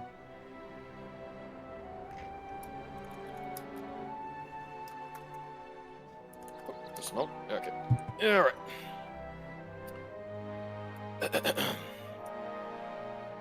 where to even begin, but never mind, we have more pressing matters. Such as locating Master Poo-Poo's missing comrade. 'Tis time we reopen the case of the silent correspondent. Yes, exactly. And I have a firm theory as to who it was that took the wreckage and its erstwhile pilot. The Charlians! I'm all but certain they allied with insidious extraterrestrials, which means they'll be under our orders to remove any evidence of alien activity. I'll wager we find that what we're looking for in old Charlian. We need only infiltrate their operations and expose this nefarious conspiracy. The Charlians can't be bothered to formally ally with foreign nations, much less aliens, and the Loprits don't count. Trust me, they'd sooner flee to the star than attempt to subjugate it. And the Loprits don't count.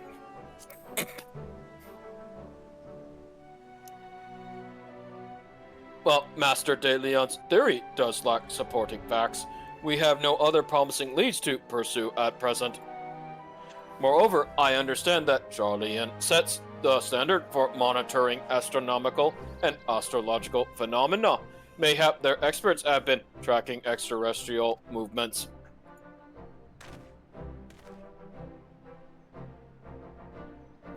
Ahem, I've spoken out of turn. Please forgive my presumptuousness. Nay, my friend, I too, since our path points to the Isle of Archons.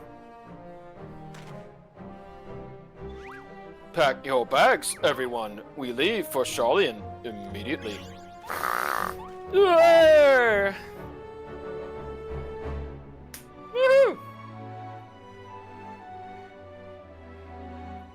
Damn it. We need a caramello redeem. Oh well.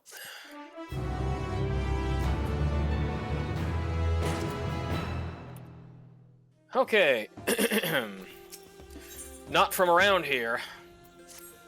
Charlian awaits. We need only charter a suitable sea vessel. Of course, but does not the city lie many days sail to the north? Is there no swifter means of reaching our destination?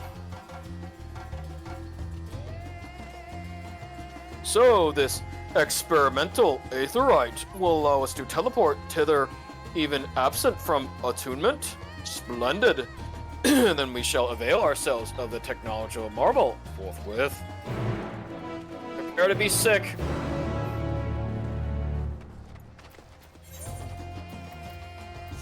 Oh, they already teleported. Yeah. They got too sick. Hey, look at that guy.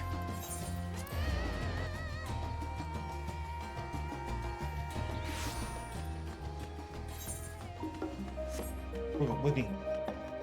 Oh, I see it. Whee! Ah. So this is the city of learning. A sophisticated gentleman should feel right at home here. How are you all up? Stick to your stomachs. Experiment with make traveling exponentially more fun. Sometimes I feel as though I really know a person, this group of eccentrics. Shoebill, how are you doing that? Look at the shoebill. Look how it's doing it. Doing it? Oh yeah. Well, it's not supposed to cryptid. Also, not here in the belly of the beast. Whereas at the Charlotte's Serenades, problem, sorry, search of specimens. Oh, second collector bringing home to commercial research projects and project is conducted at a huge military facility. If we're to find the answer to that, we're need to look. Secret agents? You mean gleaners? Labyrinthos, not a military facility. Secret agent man. Did you pick the first one? Yep. These gleaner chaps sound like they might know a thing or two. I say we pay them a visit in their little underground base. We simply take a lift from the Hall of Artifice, yes, and let us be on our way. Seriously, how's your shoebill doing that? See? Yes, he's still doing it. Yeah. Well, to Alright, me, speak of Hildibrand. Okay.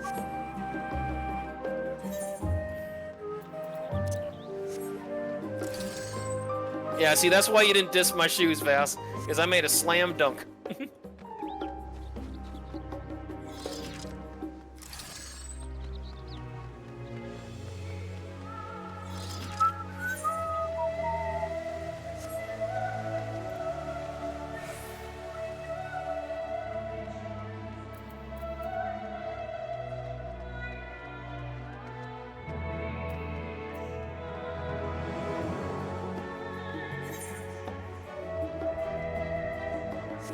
Oh yeah, here, check it out. There's the start of the Manderville weapon.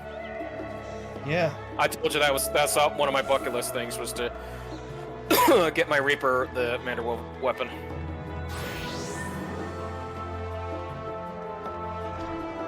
Rosta.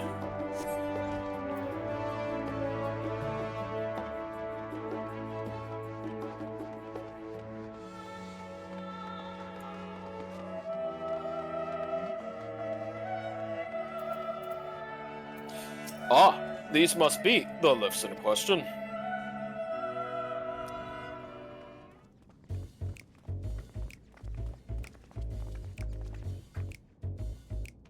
Do you wish to descend to the labyrinthos, madam? My apologies, but each of your commands must also secure the proper permissions before we allow them entrance. If it's as assurances you need, then surely a single glance is all you require to judge us trustworthy.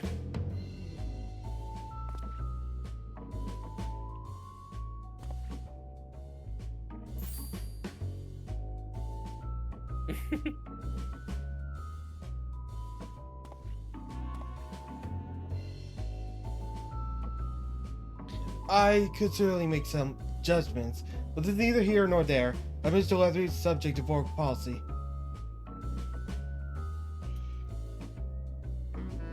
You're the ones who should be judged. I know you're hiding aliens and insane technology in that underground base of yours, admit it. The technology? I sincerely have no idea what you're talking about. Oh, yet again do our paths cross in most surreptitious fashion.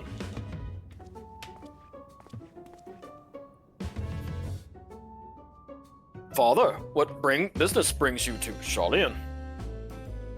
I am in search of a certain object, one crucial to the continued refinement of the Mandeville weaponry. My investigations lead me to believe it is to be found here in Labyrinthos. And as you also seem to have business down below. This is my son and his bosom companions. If I vouch for their character, will you kindly allow them to board the lift? Ah, Master Godford Manderville. The voice said word of your impending arrival. As a member of the Signet, your ambassadorial status affords you an entourage of up to 5 members. Reconsider their permissions arranged. I know not your current mission, but for the time being, I suggest you accompany me to the Archeon.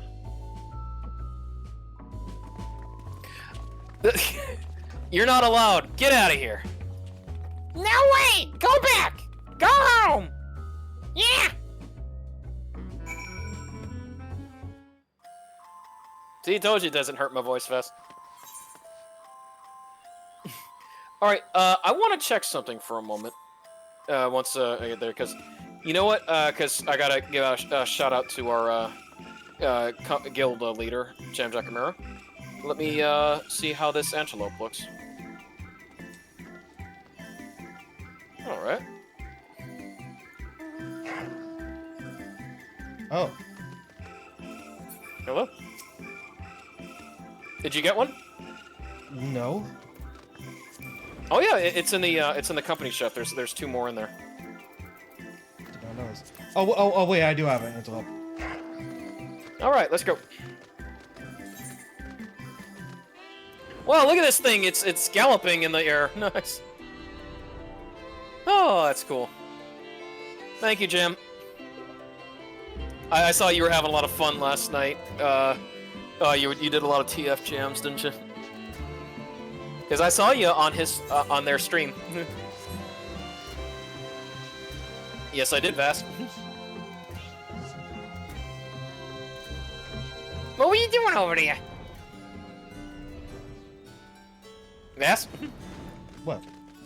No, was it, were you, questing with Jam? Well, on the dungeon, yes. Okay.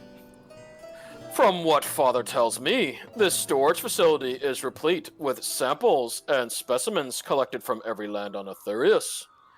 If anyone has information concerning visiting aliens and crashed starships, it will be these studious folk.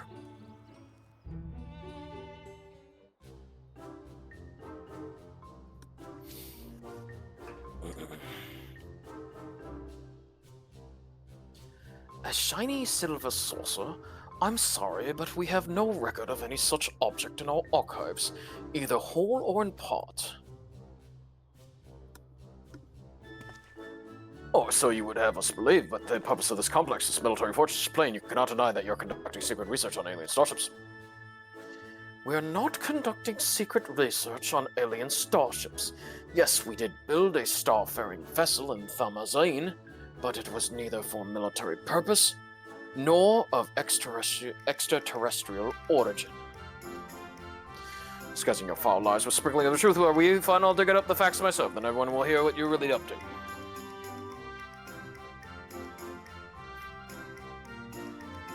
While I cannot assist you with your missing craft, I do recall seeing an individual of like appearance to your companion here. You do?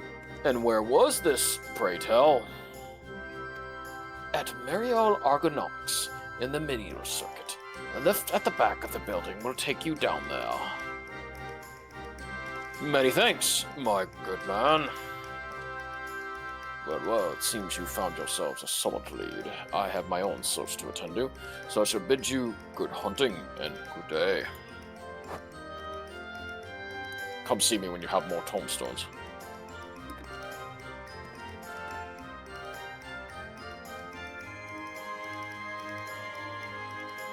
Another round of in-depth inquiries by the Agent of Inquiry and friends is in order. To Mariel Argonomics we go.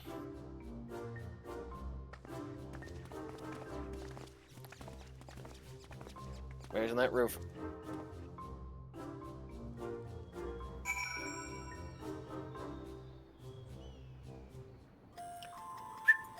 All right.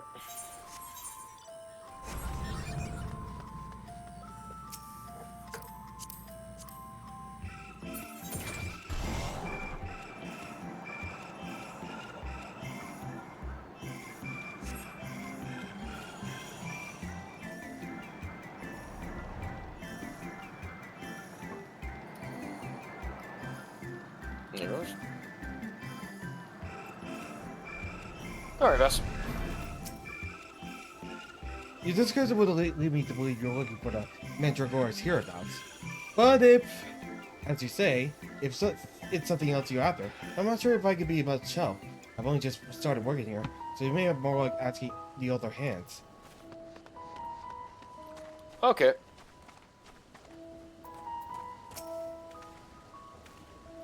You must be talking about one of those new Mandragora strains. We whipped up a batch of bright blue stray onions. I'm afraid they started rot almost immediately. Not a mandra, you say? Well, the only other bluish things I can think of around here are the grapes. Look how luscious this crop turned out. Yeah, it does. Look how polygonal they are.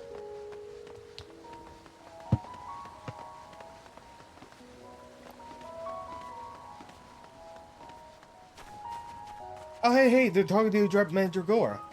Mm-hmm. Yes, the little blue man. Starting me with my own two eyes. And I did, and it was no Mandragora. A gleaner in the company of outside the visitor passed through a while back, until I knew, sir. Only this, friend you described was scuttling along with them. I know not what purpose brought them to the farm. Whatever it was, they did tarry here long.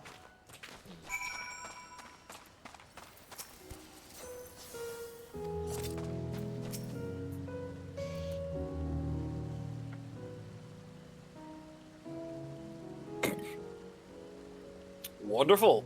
That corroborates the information I, but moments ago, skillfully scrolled out of this farmer. She claims to be an acquaintance of the gleaner in question, in fact, and will bring him to talk to us shortly. Ooh, excuse me.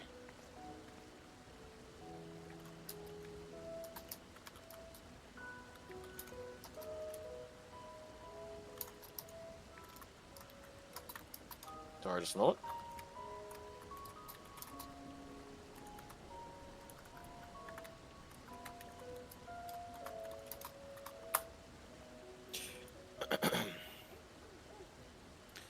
Let's round up the others. We should be all present to hear what revelations this professional collector has to share.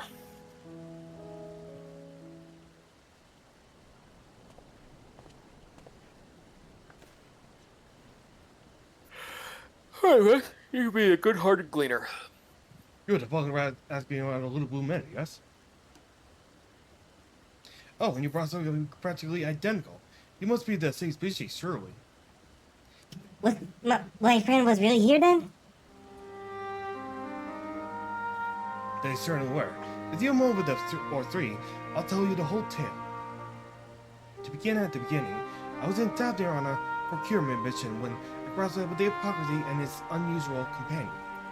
As I mentioned, the companion was almost your twin in appearance, and the wagon they rode upon bore a damaged vessel, the likes of which I'd never seen before. Could it be? As a collector by trade, I have certain weakness for oddities, thus did I hail the hypocrisy to acquire his company and his cargo. The man was only too happy to share his day. He had, it seemed, quite recklessly plunged into war-torn lands of Garmal to sell his wares, reasoning that where there was conflict, there would be a need for medicinal goods. The city bears were rather more volatile than he anticipated, however, and he soon forced to embed his venture. And so the hypocrisy began its long trek home, only to shortly thereafter discover the strange silvery shed, and its shaky pilot landed into a snowfield. It cannot be coincidence. The story continues. After extricating the battered vessel, extricating battered vessel and its occupant from the snow, he brought them home to Ratatan. His guests wished to make repairs to the craft, yet even amongst the wonders of the bazaar, they strove to find suitable parts. Hearing this, I suggested they bring the wreckage itself to Labyrinthos, and after they agreed to the idea, I escorted them here myself.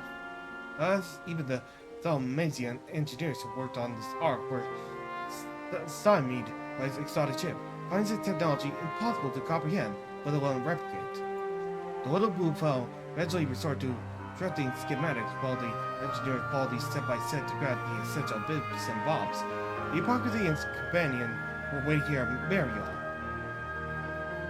Then what happened? Well, once our industrial venture had what they needed, they repaired the vessel in twinkling. They repaired it, then departed almost immediately, and I have seen neither hide nor hair of them since.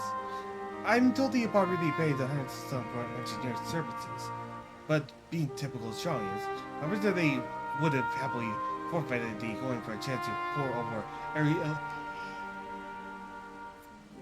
square element of the ship. Now, I know scientists are getting to see such an incredible vessel, such as some kind of starfaring craft, and the little blue man, well, he must have been from an alien from another world. Or so I like to believe. I'm an avid reader of the Bavarian truth, you see, and I love to entertain these idle flights of fancy. But I've been rambling on too long, or errands to attend to, and I must really take my leave. Good fortune to you.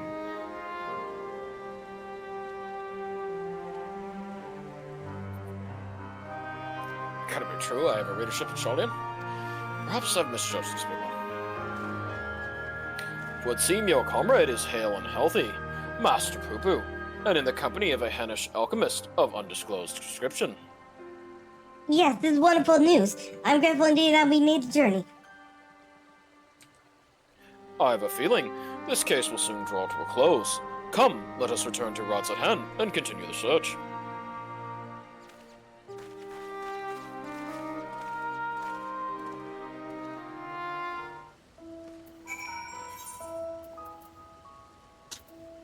Yeah, ain't shit, kid. You couldn't even see any of that. Yeah.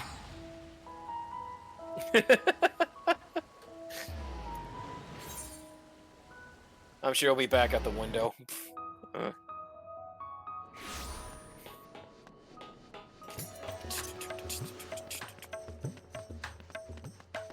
Yep, there he is. Excitably. Wait a minute. Let's see if we can talk to him. It's real to see that Miss Doctor is hale and whole and so fetching. I was able to see the labyrinth. I couldn't watch over her like usual, but I'm over here for her now, forever. Okay, simp.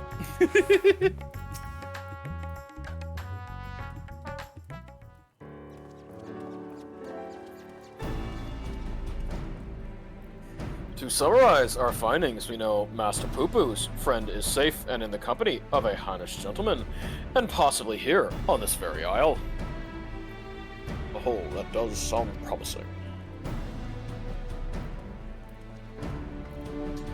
Father, you've returned to the city. I trust this means your own investigation was successful. That it was, although laying hands on the object of my desire has been a long and frustrating ordeal, to say the least. Much painstaking research revealed to me the existence of a hereditary Mandeville relic, within which slumbers the secrets of weapon augmentation. Yet though I turned our ancestral home upside down, I failed to unearth the artifact in question. The reason for its absence became clear when I chanced upon the journal of one of our forefathers. He wrote of a visiting scholar's keen interest in the relic, and how he thus surrendered it into Charlene's safekeeping for study. The trail led me to Labyrinthos. As it turns out, the Charleans never did find time to conduct their analysis. The custodian and I found the curio tucked away in a dusty corner of the Archeon, still awaiting processing.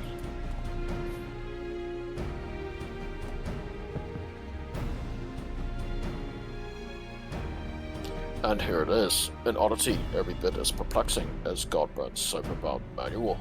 How are we to liberate its hidden wisdom?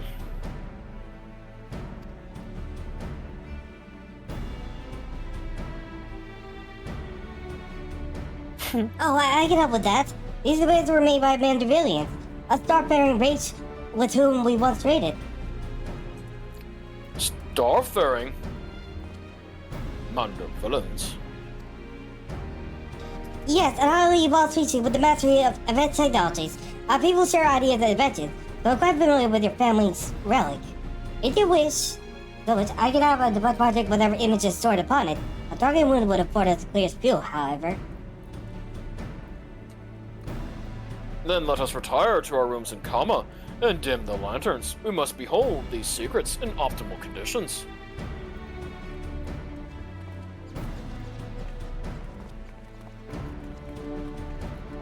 There he goes.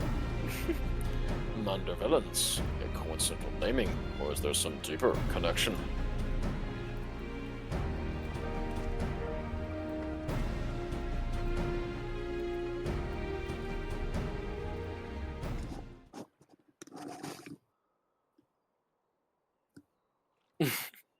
Nah. If one cover up, let's see what the device has for us.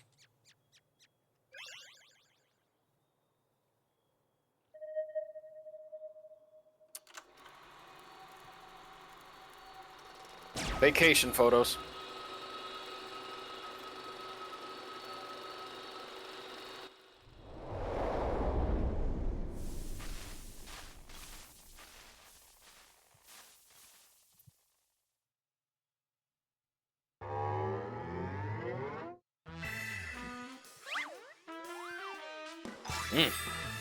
Colonel Mustard.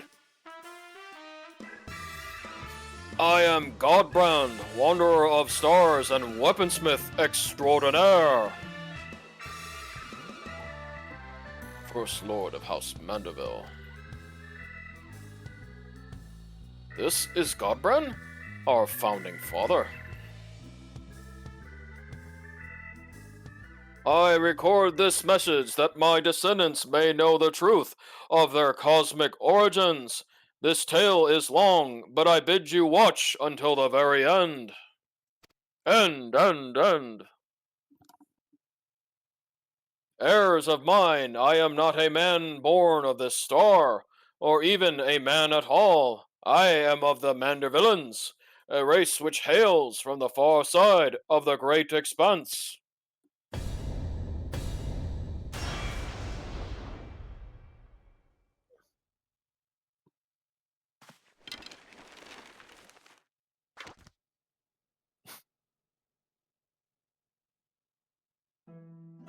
Mander villains are parasitic symbionts. We can only survive by binding with other life forms. Goblin.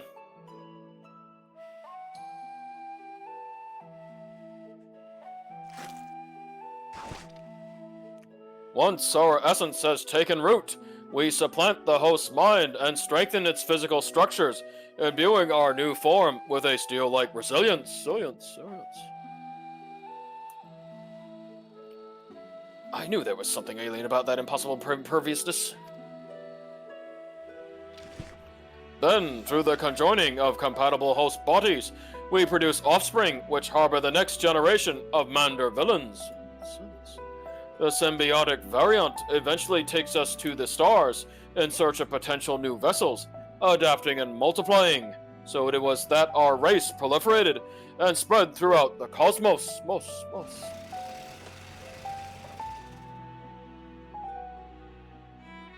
Until, tragically, our flourishing civilization was brought to an abrupt end.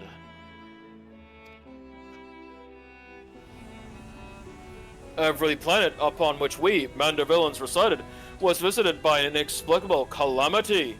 Our societies were brought to the ruin by life forms suddenly twisted into horrific nightmares. Wait, did this take place?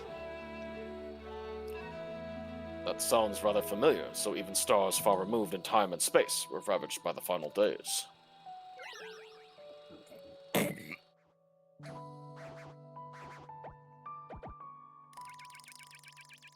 Desperate to avoid the same fate, a comrade and I boarded a ship and fled upwards into the starry night.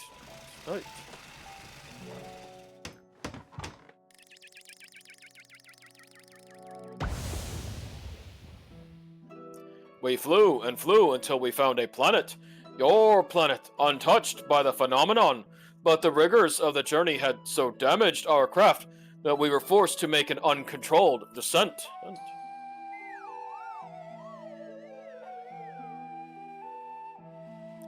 I alone crawled from the wreckage, badly injured and near death, but even as I resigned myself to perishing on this unfamiliar world, I was found by a man who had come looking for the falling star.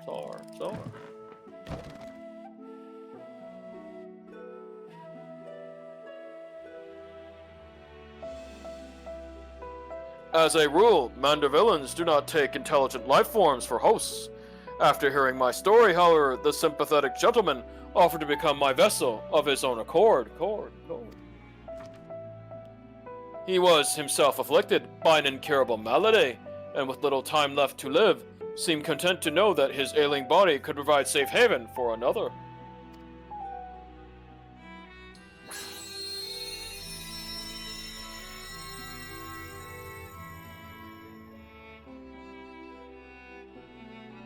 With his blessing, I set about transferring my essence. The man's form was revitalized and purged of its fatal frailty, yet the mind which dwelled within was not my own.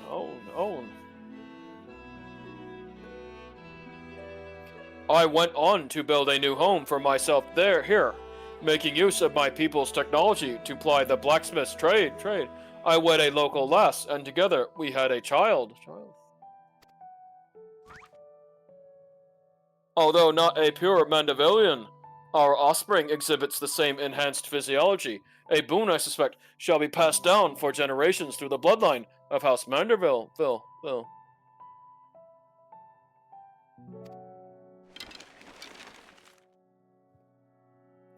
My dear descendants, the folks of the star are most fragile, yet as the first man I encountered did demonstrate, they are nonetheless capable of surpassing love and generosity.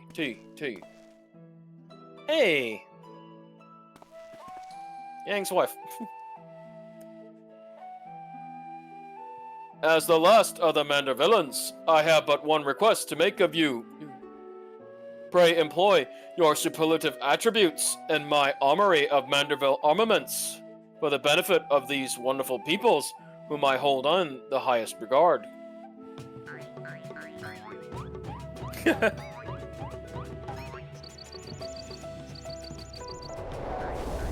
Nice, Colonel Mustard.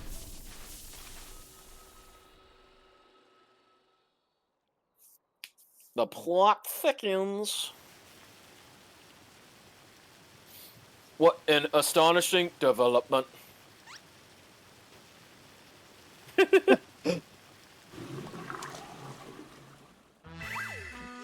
I, Hildibrand, Hildur, Maximilian, Mandeville, shall heed the passionate plea of my illustrious forebear. I like poo on that chair. No case is too big, nor too small, should it be in the service to my fellow man. Unless he's descended from an extraterrestrial being, and it is still business as usual. But no, wait a minute. Then why is Wei Julian so monstrously strong? Is she a descendant of aliens too? No, she's just, she's otherworldly, but not of alien. Well, this is most unexpected. Never did it cross my mind that our esteemed ancestor might hail from beyond the heavens. And I do wonder if that selfsame blood still runs thick in our veins. The family tree I glanced over some years ago suggested that, but 'tis unimportant. My present purpose remains unchanged. I will bring our Mandeville weaponry to the peak of perfection, for Godbrand, and for the good of our star. Before I forget, I have a gift for you. Pray, await me at the Aetherite Plaza, and I shall bring it to you forthwith. You notice that they're holding they're sort of holding the chairs.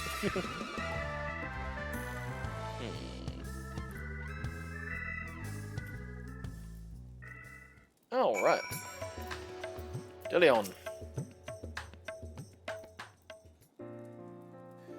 Some truths can shadow the foundations of our beliefs when brought to light, but I have to say this wasn't one of them.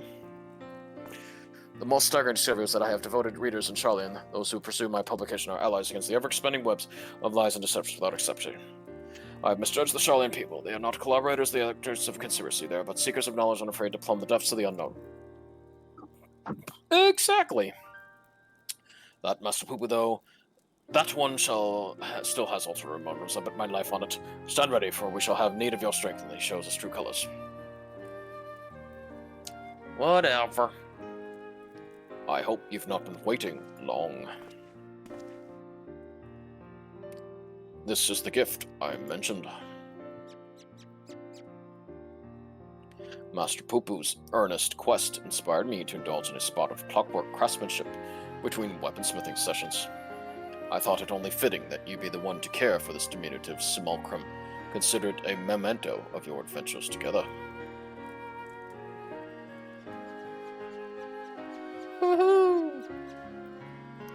As for our Mandeville weaponry project, your assistance is still very much welcome, whensoever you can spare the time.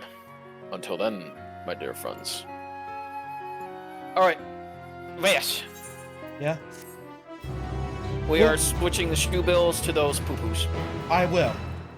For the Hildibrand, for the rest of Hildibrand. Alright, get ready to sing, Vash. Because I didn't hear you loud enough when you were singing the song. Alright, hold on. Meanwhile, elsewhere in Fafnir. Oh. Okay, go ahead, Luga's head. Actually, I need to go to the bathroom really quick. I'll let you know when I'm back. Okay.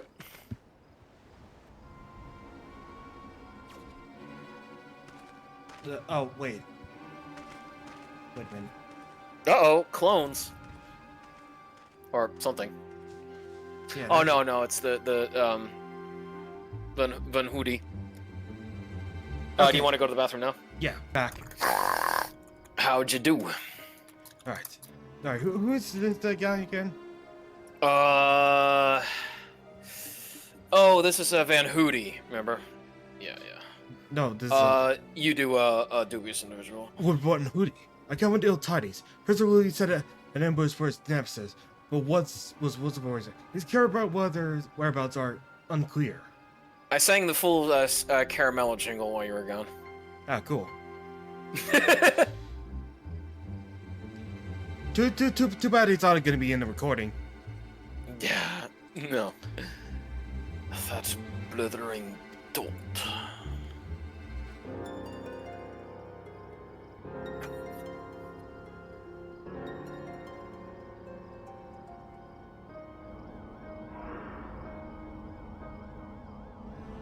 More clones.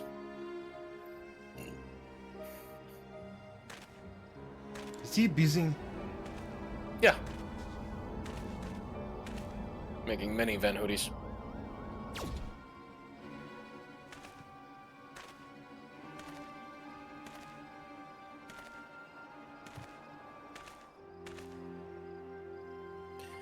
No matter, preparations are well underway.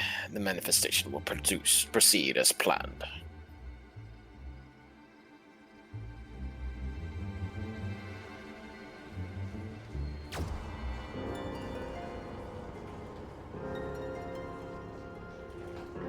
Unit ready.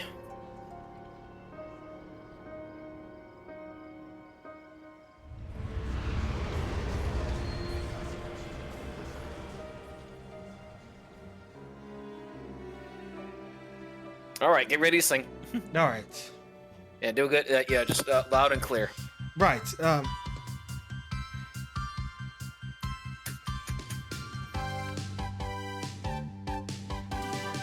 Extrational calamity.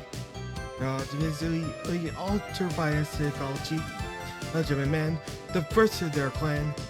An answer equality. Our God, Baron Manderville. To give these rangers then the tallest tale. See you, Inspector. That was awful. You'll get used to it, Vess. No, not good to see. Alright, so we need to get our little chum activated. Alright.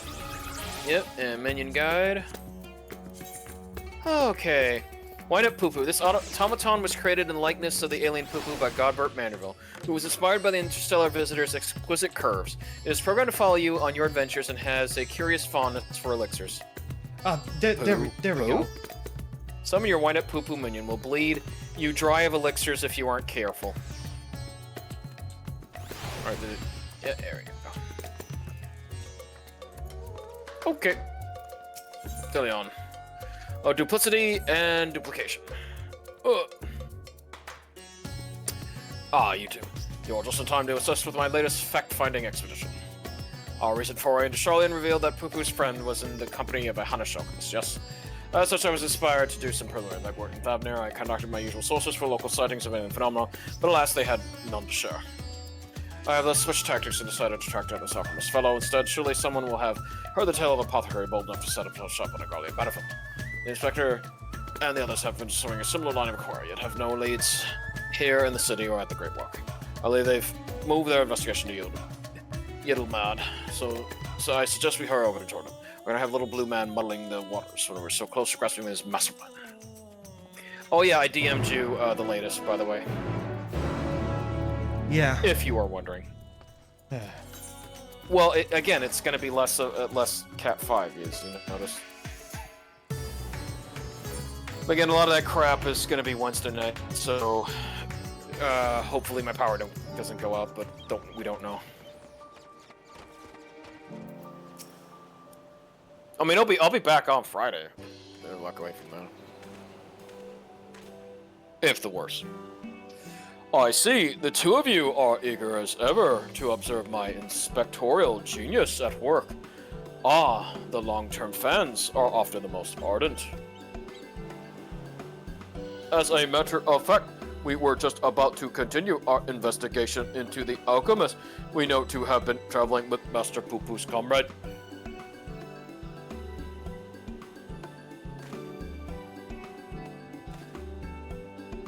I mean, that is to say, I am merely following the Inspector's wake. You needn't be so modest, my dear Inspector Brandhild. 'Tis wrong of me to comport myself as an equal to all your in any respect, for I am but a copy, and a flawed one at that. Stuff and nonsense, clone or not, self-deprecation is unbecoming in a Manderville man. Exactly. The things you can do are amazing. Oh, I don't know about that.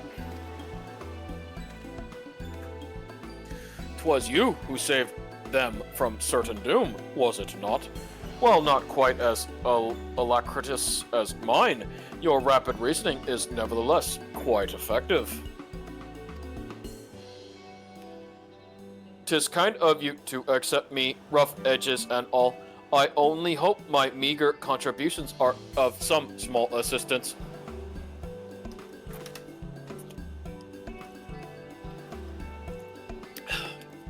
Too modest by half. I'd say his mental facilities are far surpass those of the original. That's enough chin-wagging amongst ourselves, I think. Let us spread out and learn what the locals know of this adventurous apothecary. Alright, let's see him run off. There he goes.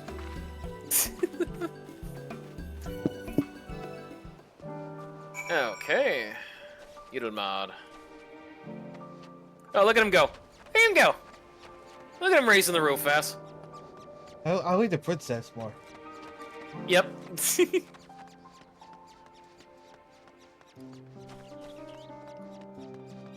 Alright, Vas.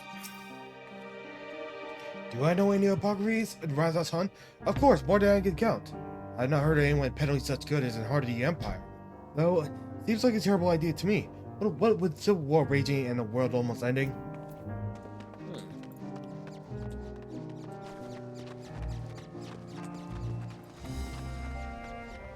Nope, nope, not over here.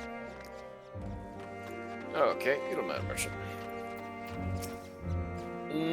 I know of many merchants who travel abroad to ply their wares, but none who have business in Gulliman. You'd have to be mad or desperate indeed to consider setting up shop in that troubled land.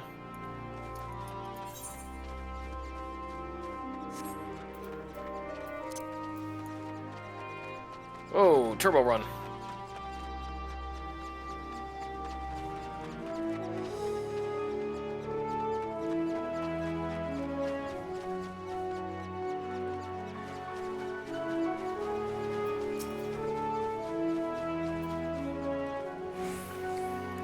Yes, I know the one whom you speak. Fellow fisherman told me of a friend of his, an apothecary who was sent off for war-torn Galamon to sell his medicines.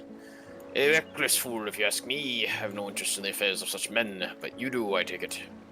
If so, I suggest you head to Usaquaiik and hear the tale of yourself, for yourself. Look for a red-haired lad gathering shellfish.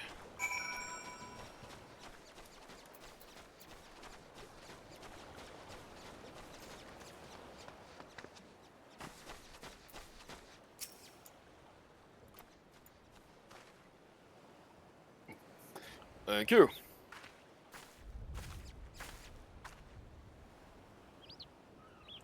Ah, I hope your questioning has borne fresher fruit than mine.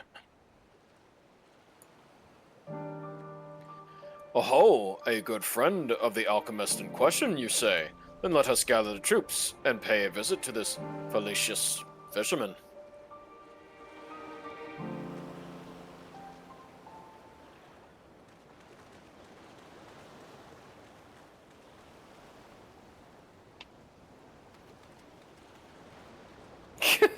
Yeah, get in position, dude.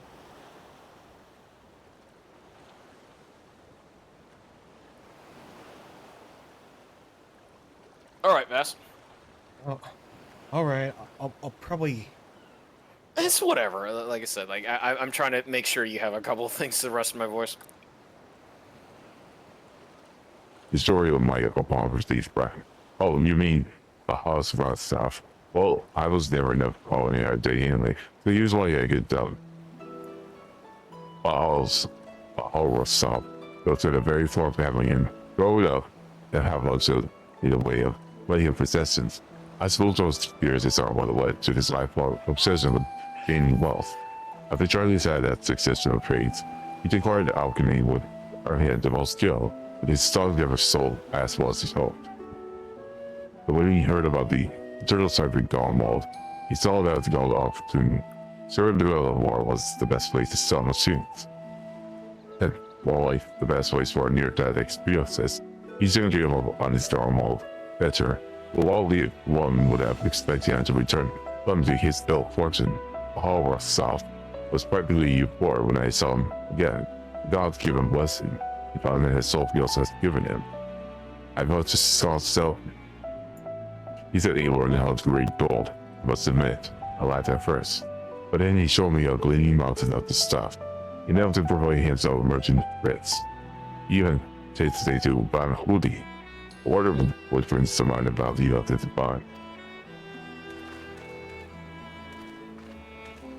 A name I have heard. He's the rising star in the markets, is he not? The one snapping up commercial ventures left and right. Yes, Van Hoodie has made his ambitious down here in that there. He doesn't really intend to persuade the entire board of Yadlin mod. The Donner declined to sell, of course, but when it comes to buying historic landlords, Bottle was first can open surprising doors. As I've heard, he converted the guild of Orion into private abode, and has been showing them with every treasure his gold can secure.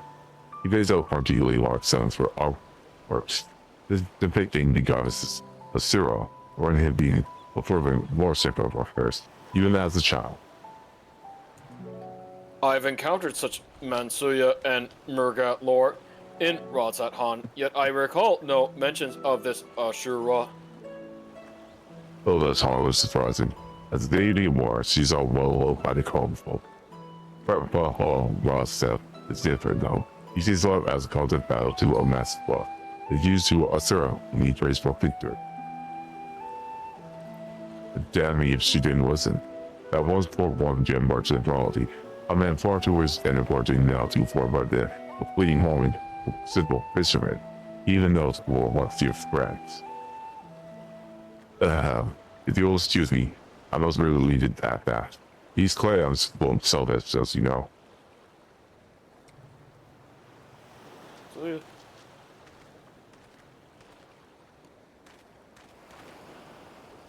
How about that, eh? Our sought-after apothecary and the upstart merchant prince were one and the same.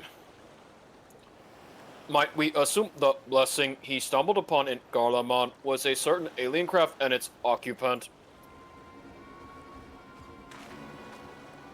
Sorry to intrude, but aren't you the hero who helped us folks when we were turning into beasts? Well, some nasty-looking creature just showed up outside of town. One of our guards went to confront it, but I don't like our odds against that thing. This sounds like a case for Inspector Hildibrand. Come, friends, let us investigate forthwith.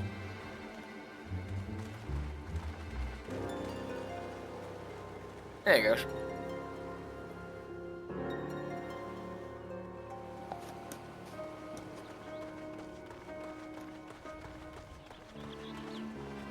Okay, and Barnabas.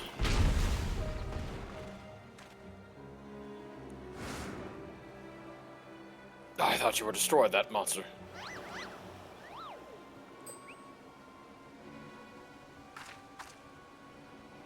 Yes. The situation under control, citizens. The Indibles bears a strong resemblance to a known fugitive, so I thought it prudent to investigate. Really, proven less than forthcoming with answers. How many times must we teach you the same lesson, shiny skull man? How many times are you gonna teach this lesson, old man? Listen, what are you on about?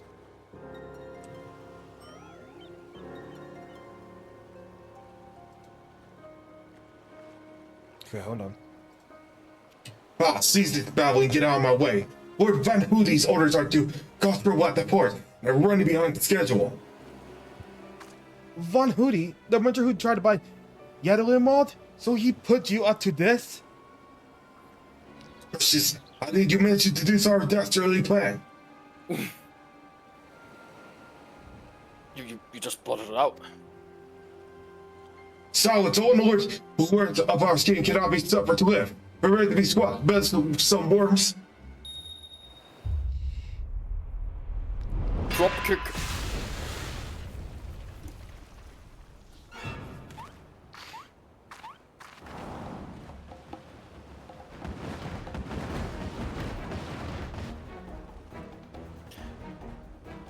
The more sinister Skullman. Was the doctor a quadruplet? Uh-oh.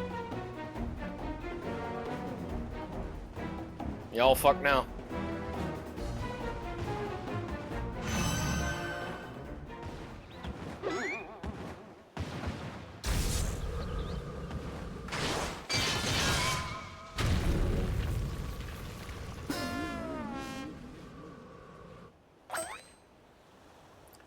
Mother?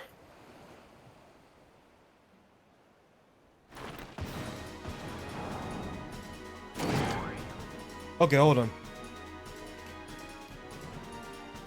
Vexation, Burman. This was stopping you up.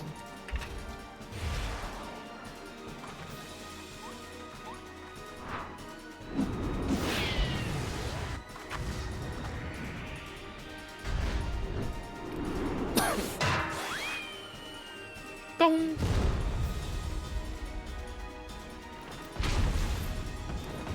But a lucky hit. Home run!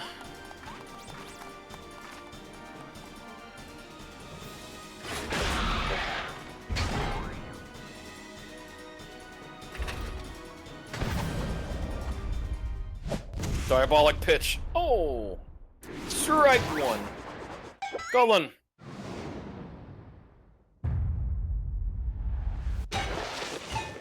Rebound, rebound, rebound.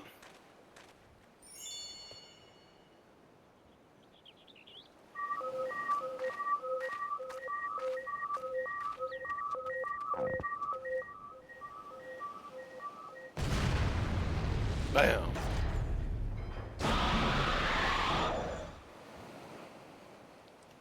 One last pitch.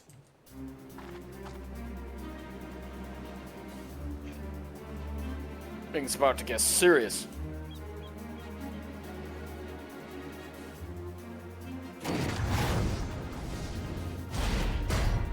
All right, Dr. Luke, I'm gonna knock this one out of the park.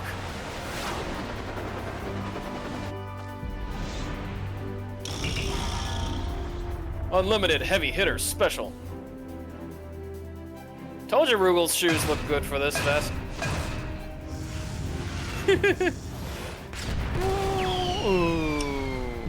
But that was my basketball!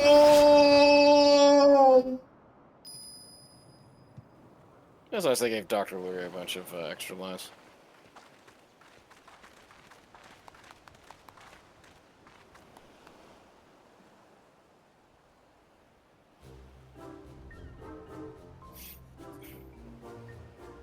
Okay. I've come to suspect Father's sudden appearances, but what brings you here, Mother? That proposition for the merchant Van Hoodie, as a matter of fact.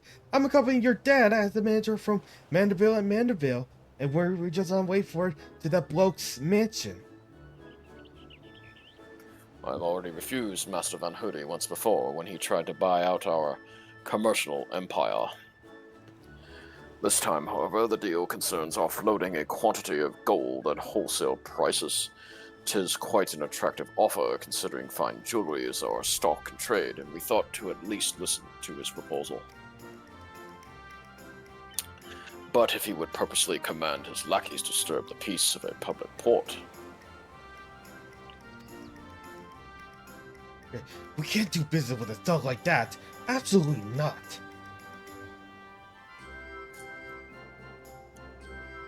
Where did all those lackeys come from in the first place? Is there a hulking weaponized boot manufacturer around here somewhere?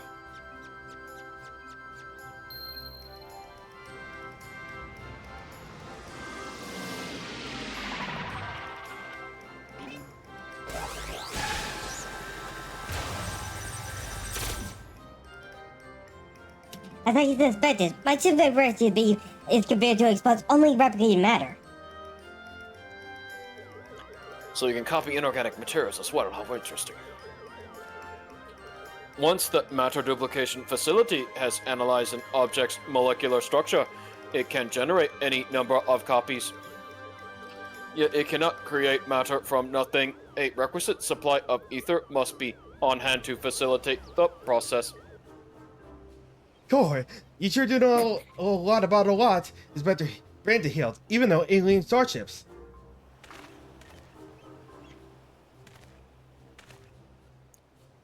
Tis no great achievement. As I've mentioned, the gaps in my knowledge were patched with data from the starship's own archives, which included the vessel full schematics and functions.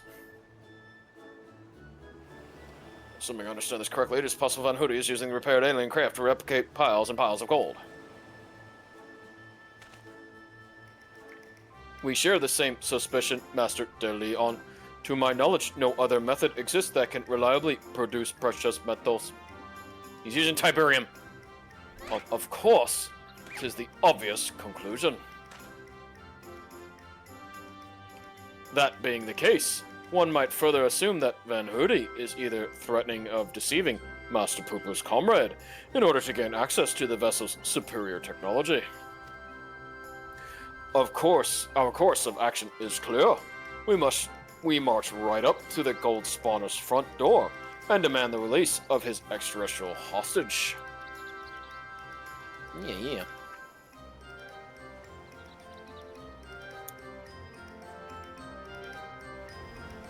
Well, that was a fun one.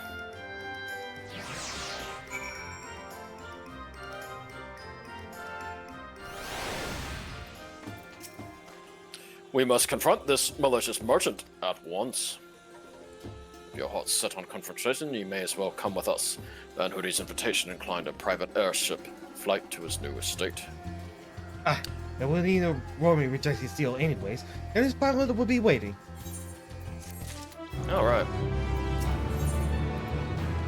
Gentlemen at heart. Shall we be on our way?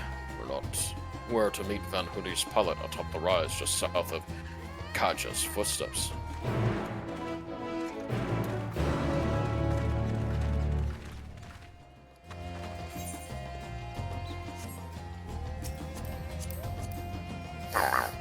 Alright.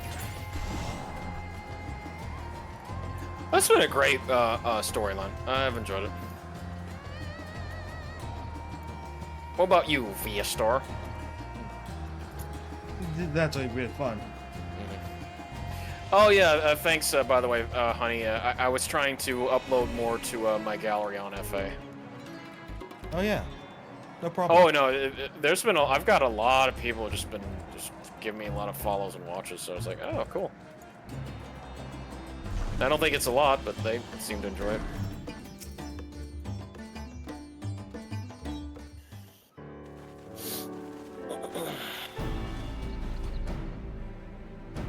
Lord Godbert, Lady Julian.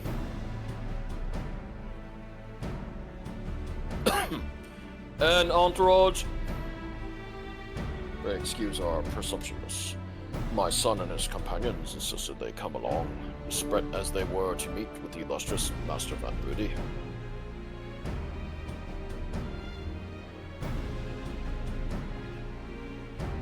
I see. One moment, if you please. I don't know if we can fit them all, boss. Okay. Lord Van Hoody should be glad to welcome you all to his home. Pray step aboard and I shall take you there directly.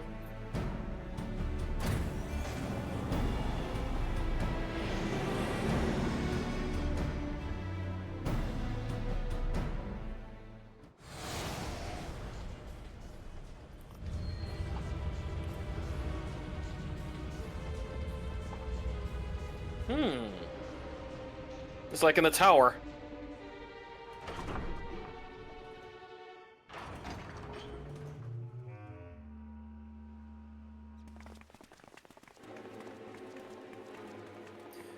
Welcome, honored guests, to my humble abode.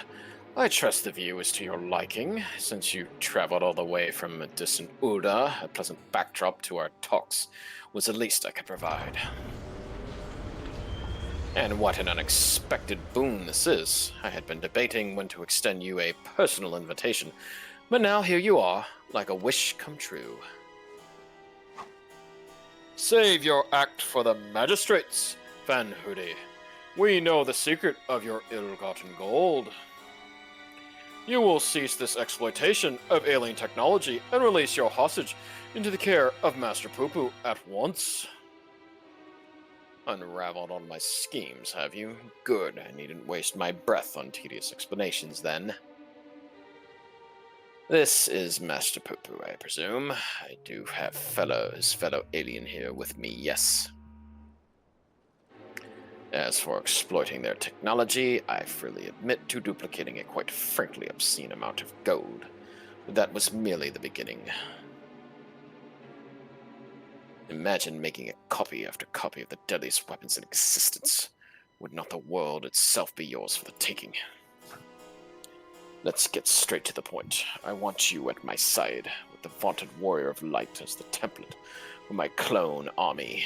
I will order 66 everyone. We could conquer this and every other land in creation.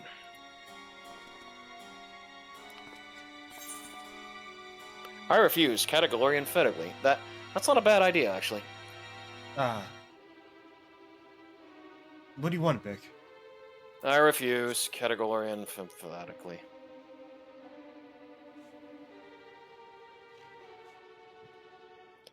A pity, yet I anticipated you would prove an impediment to my ascension. Yes, it seems that the time has come to test Luge's ritual of manifestation.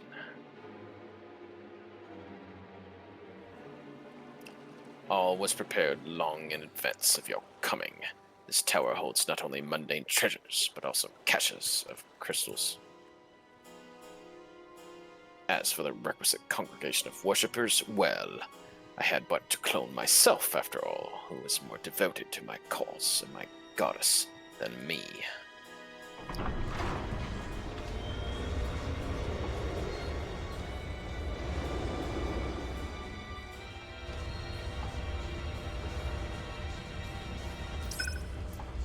Divine Ashura, take up thy blades and wage war upon mine earthly rival.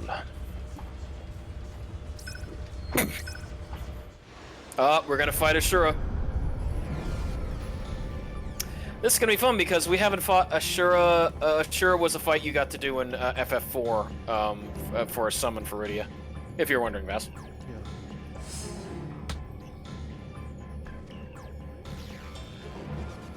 Yeah. Nay, Hildibrand, against a primal we may be more hindrance than help. We dare not remain within its sphere of influence. Sorry. Best of luck, my friend. I must take a gentlemanly withdrawal.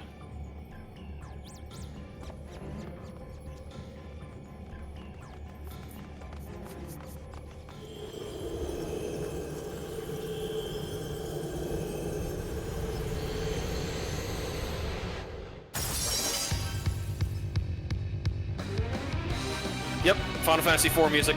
And Ashura kind of looks like that in FF4, so they kind of based it on that version of Ashura Vass. Yeah. Oh, I just love the fact that they're doing the boss music. I don't want to spoil how you actually beat Ashura in FF4, but yeah, it's pretty silly. All right, ready? Ready. Oh, are you kidding me? God damn it. What? Item level was 625. Fucking do I have any more? Yeah, okay, let me go to Rad's real quick and get another item. God damn it. I know, it sucks. But if I recall, like... 625 is the average item level. But I recall, like, I told Mel, and he said that they may have forgotten. It's okay. It's I mean, it's been a while since. Oh, oops. Sorry, Charlene. What am I thinking now? Oops. Yeah, no, it's 625. It's fine. I'll get it. I still have some tombstones left because I was actually saving up for Manderville, but that's fine. I can just do a bunch of roulettes to get them back. Okay.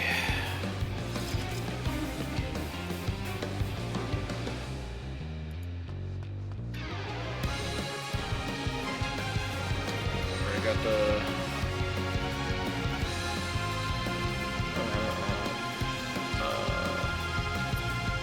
Oh yeah, you know what? I could replace the hero.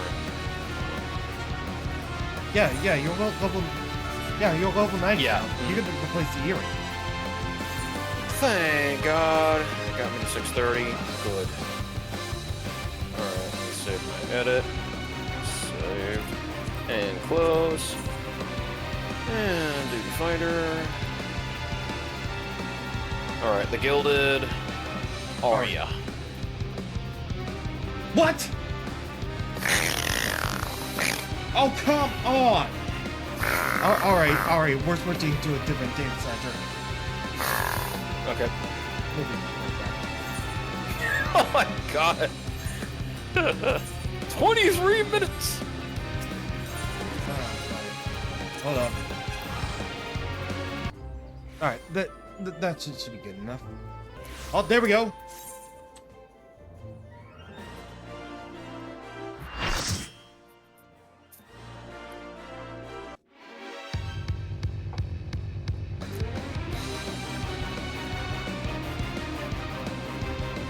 Enjoy the FF4 boss theme. Yep, same way she looked. Just she wasn't cross-legged, you know, sitting.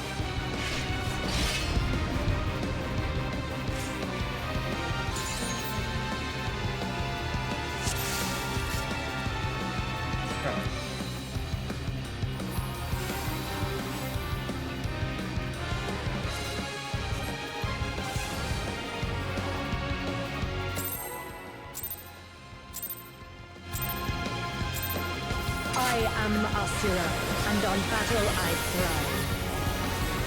Have you the courage and strength to face me?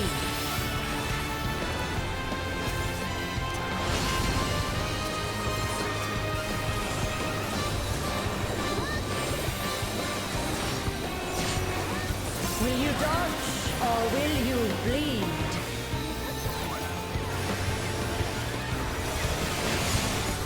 Ooh, okay. I was in the right area. The frail shall fall. Take Buster.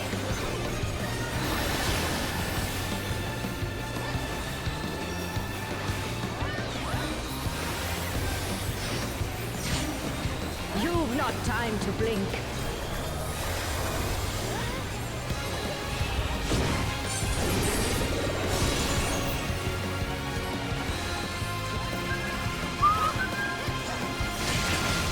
Ooh, that was close.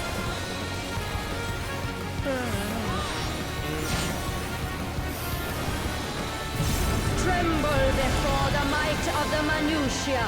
Minutia. Come Oh, boy. forth, embodiment of carnage.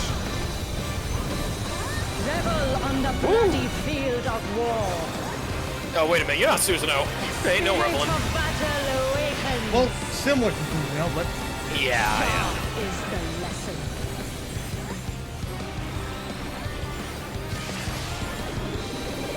The weak shall perish. That was a huge slice. Hear the gleaming edge.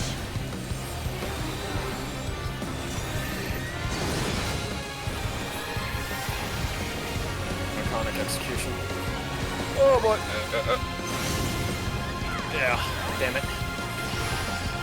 Unmerciful light shine upon you.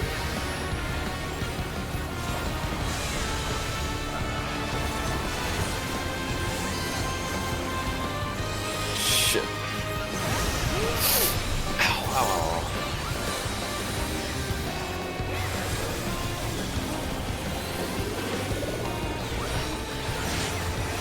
Behold the Six-bladed character. 2, 3, 4, 5, 6. 1, 2, 3, 4, 5, 6. Oh my god, I was out of that. Bullshit.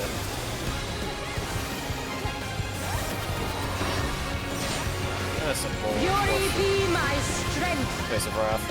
Oh, I'm Face of Wrath. Okay, I gotta be in the Face of Wrath. no, I think it's the other way around. I will scatter your Yeah, I'm bones. gonna be dizzy.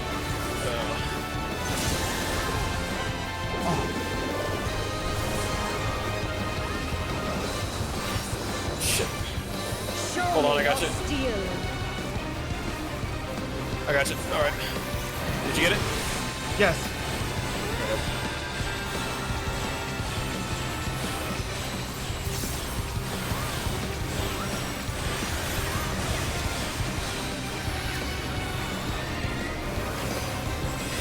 Oh, God. Oh, God. Finally off my vulnerabilities from now. Spirit of battle awakens. Sharp is the lesson. That's still first. Show me your steel. Iconic execution.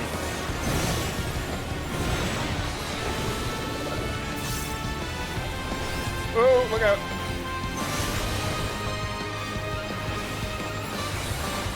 Unmerciful light shine upon you. This is I'm digging this fight. Like, oh shit, this is good. Okay, Yes, execution. crazy. All right, oh shit, she's moving over here. Fuck. This way. Ah, no! Fuck. Oh, come on, I was out of that. Fuck you. Hear the gleaming edge.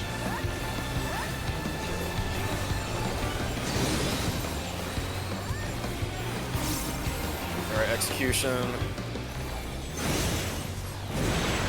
All right, she's over there. Fuck, not again. God damn it.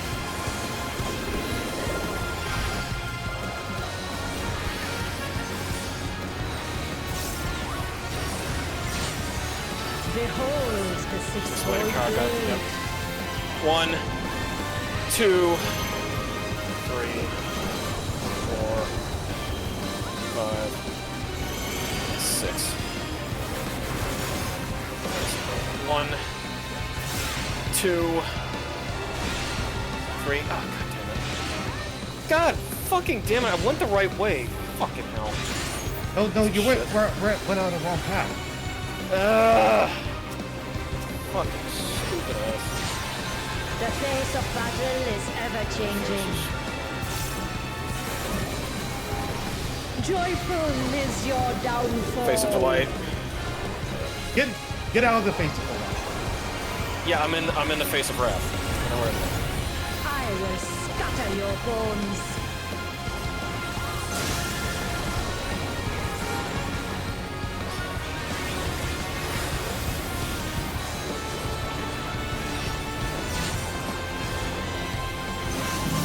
Will you dodge or will you bleed?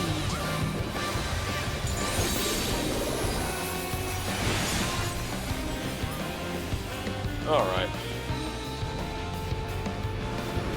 Oh, she would be hard on Savage. If there was even a savage. Oh, you don't think it'd be a minstrel? No. Really? And second chance. Go. Ah, no player comps. Oh well. Did you get any? Well, Good show. no. It would seem you thoroughly trounced that pesky primal. And even as we speak, Mother and Father should be informing the Radiant Host of the despicable Van Hoody's wrongdoings.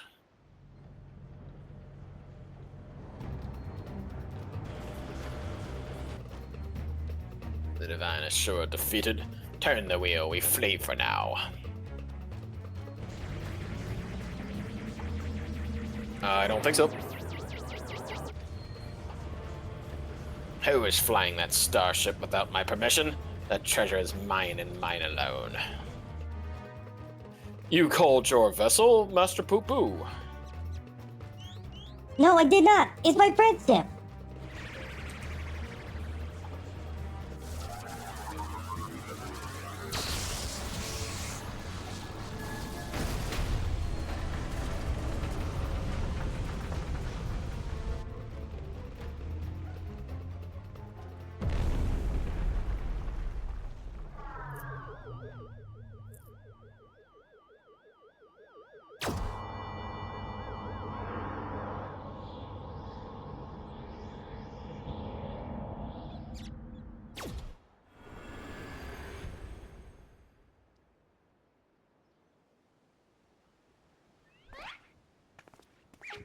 At last, the moment of sweet reunion is at hand. Hold up. I gotta do that. I am so relieved to see you safe. Likewise, my friend. I want you to open fire on the airship. Did that man help you after your crash? He did, at first. He pulled me frigates and saw to that my vessel was prepared. So in return, I propagated whatever Tricky desired and taught him the basics of starship technology. And that resolved to be a terrible error in judgment. When I first invented one of the store's unique passengers, he took out advantage of my weakened state. He seized my ship, flew me out to the jungle, and left me to die. Slowly, agonizingly, I was able to decide here from my affliction. Then I came back to reclaim my property.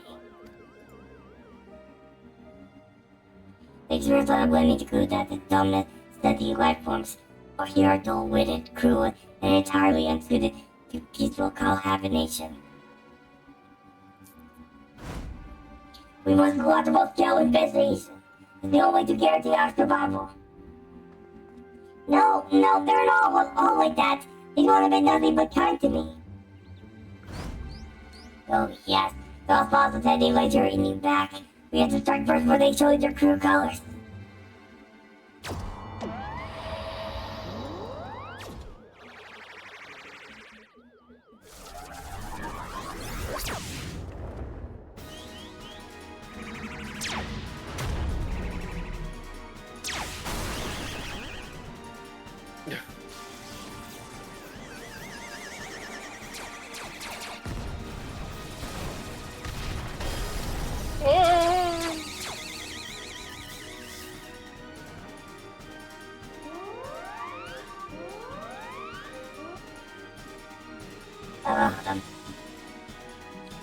The Sleeper has guarded the big breach. A big fault, everyone in the big city will be at once. And we're all in the big city.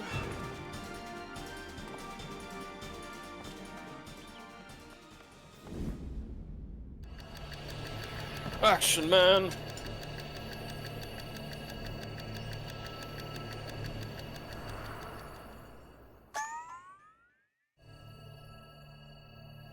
Think, damn it, think! If I am to stop the explosion, I need to traverse the considerable distance to the starship, but I can conceive of no logical solution.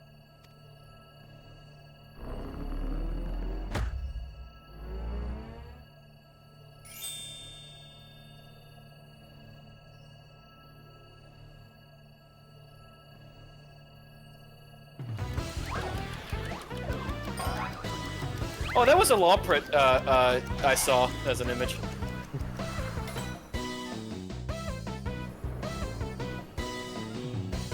Oh.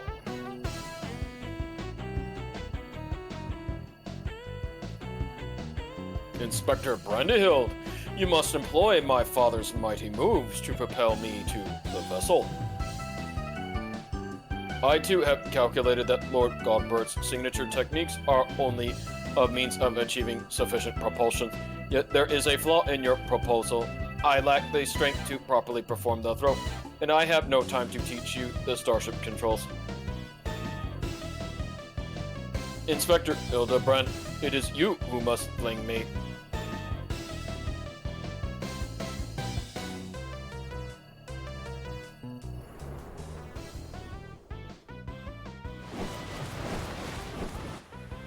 And the swing! Even so. Skyward, as only a mandible can.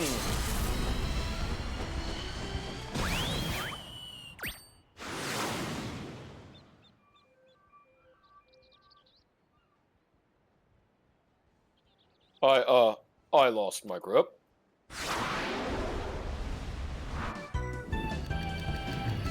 Action man!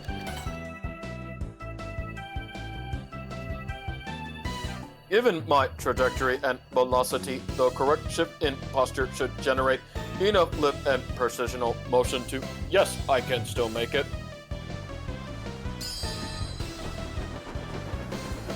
Boomerang.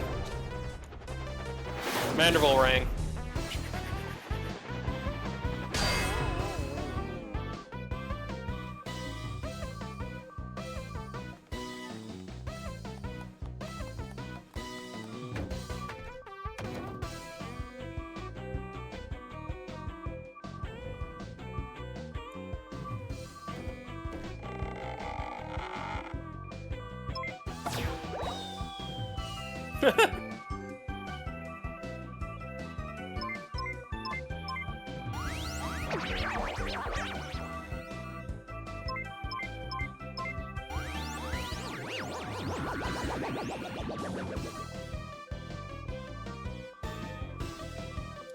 'Tis too late. The reactor is growing critical. There's only one way to save the day.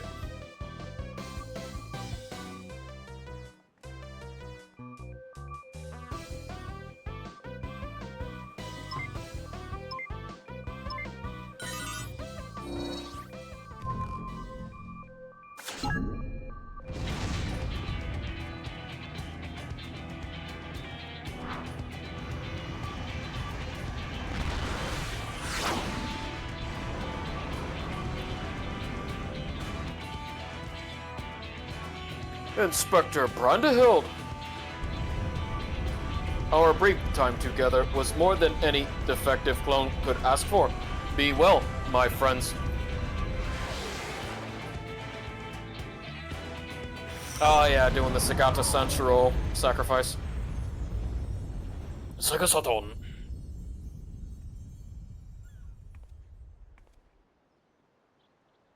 Is this case closed for Inspector Brandyhild?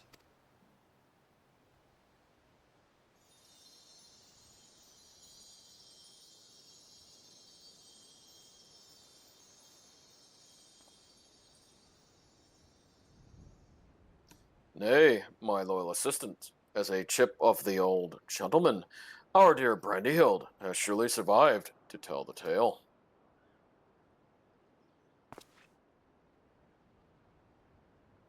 We shall see him again, mark my words.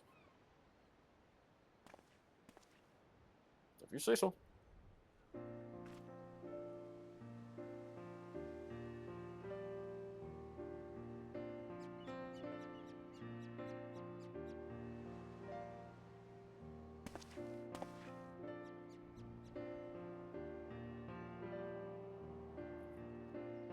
You rescued me, even though I tried to incinerate you with high-intensity plasma blast.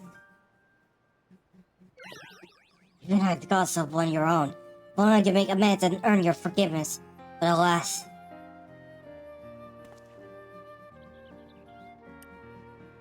There is naught to forgive. With his blocky constitution, Inspector Brandyhild will be just fine, I assure you.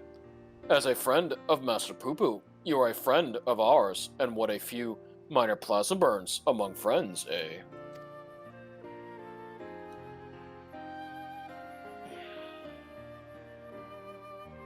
at home planet, there was lots of the phenomena you call the final days, which might only be as we are exploring the cosmos at the time. Our explorations were just heretofore stirred no purpose but curiosity, taking the search for safe heaven. We visit countless stars, but all we had to come is the same insidious ruin as our own. Growing desperate, we decided to settle on any suitable refuge we could hope to find, whether it was populated or not. If the native beings were hospitable, we would live peacefully alongside them. If not, then we prepared to claim a new home by force. So it was that I arrived at your miraculous planet, built by apparent absence of metaphysical chaos. I blundered into the mundane war zone, where I was proudly shot out of the sky. The rest of you already know. I've been falling behind during that shirt. I heard here when my communication received no answer. That's when I met you, Inspector Hildibrand.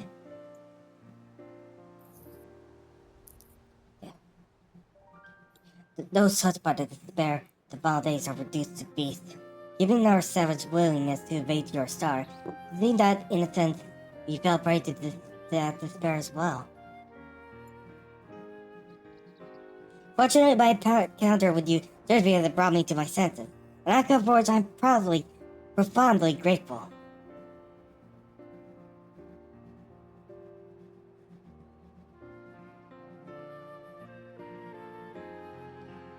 That said, there's no else for us to go. Would it be those out there to live here on your star?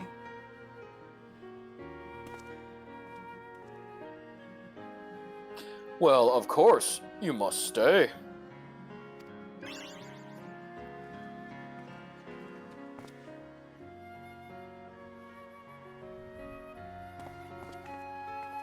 And I suspect you'll be wishing to repair your damaged vessel.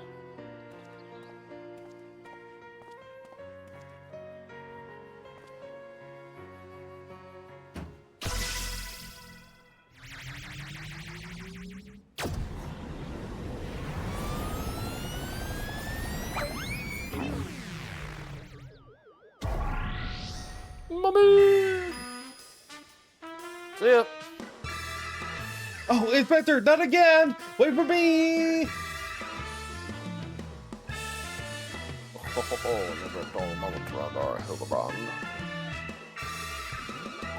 At least we didn't worry about if ship crashes not with an impervious Mandevilian on board.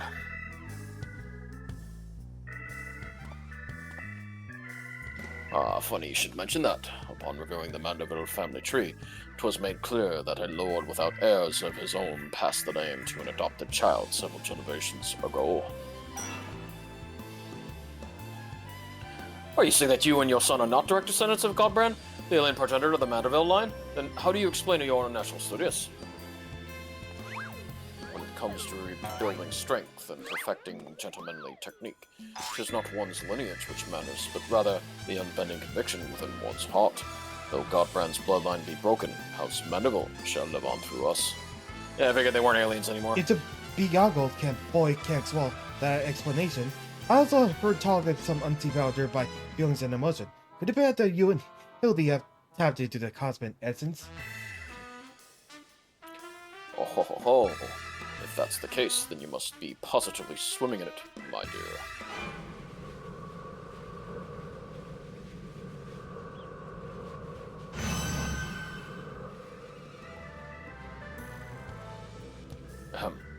Every, thing appears to be under control here, so let us return to the city, shall we?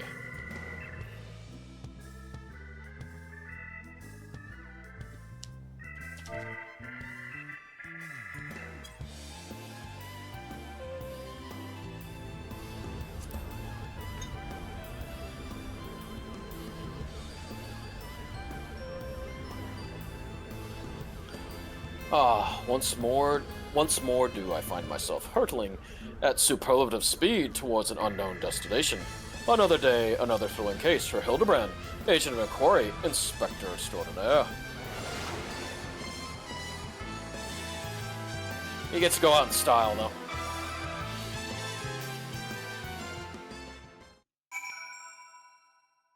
Did you get any player comms or no? No. Damn, they were stingy. Yeah, no shit.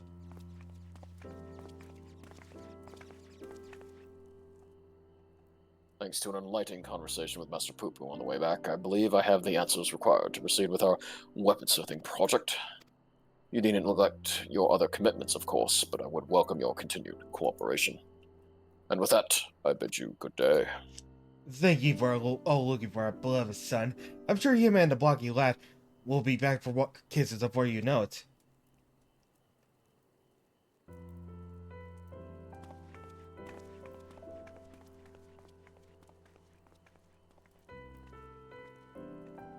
Hey guys.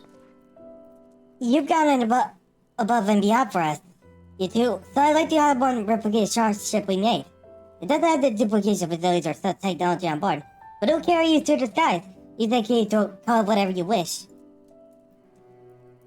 Thank you. Okay, hold on. As for the two of us, we decided to get to know our new home better by embarking on a journey of exploration. And so this is where we must say our farewells. And so, thank you for everything.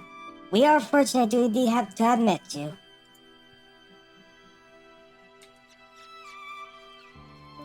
Woohoo! It seems Poo Poo wasn't planning an invasion after all. He even tried to stop this friend from launching an attack. I'm calling an end to this investigation, you two. Your unfailing support during this entire ordeal has been most appreciated. Like you, I was able to observe the inner workings of Charlian, and I even traveled to the surface of the moon in search of the truth. And when my own conspiracy threatened to blind me, you were there to open my eyes to the true shape of things. But this world yet harbors a share of strange and inexplicable, not the least of which, source of Hildibrand's impossible physiology. If not an alien, then, mayhap he's the product of a hyper-advanced civilization from the distant past, the descendant of some gruesome biological experiment. Someone needs to plumb the depths of these unexplained phenomena, and I am the very man for the job. Okay, dude. Alright, a gentleman to walk with me. Complete. And that ends that Hildibrand line of adventures. Yeah. Woohoo!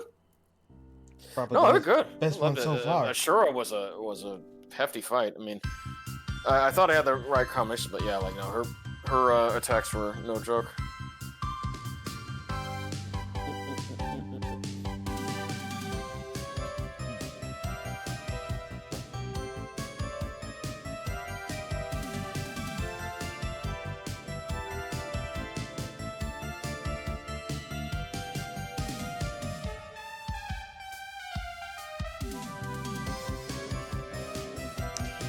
Woohoo! There you go. Hey, leopards.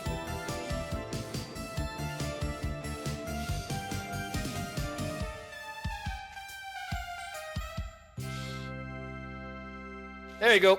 There we are. Goblin Hildibrand will return? Maybe. Oh.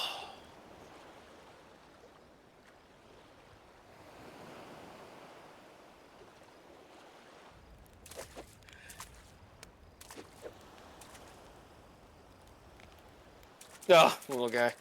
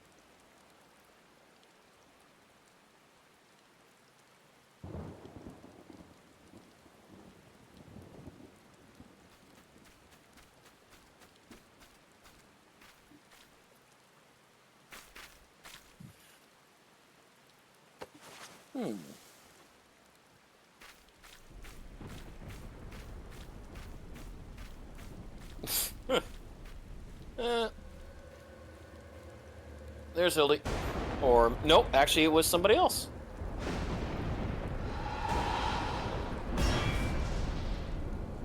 Hey! Brandy Hild.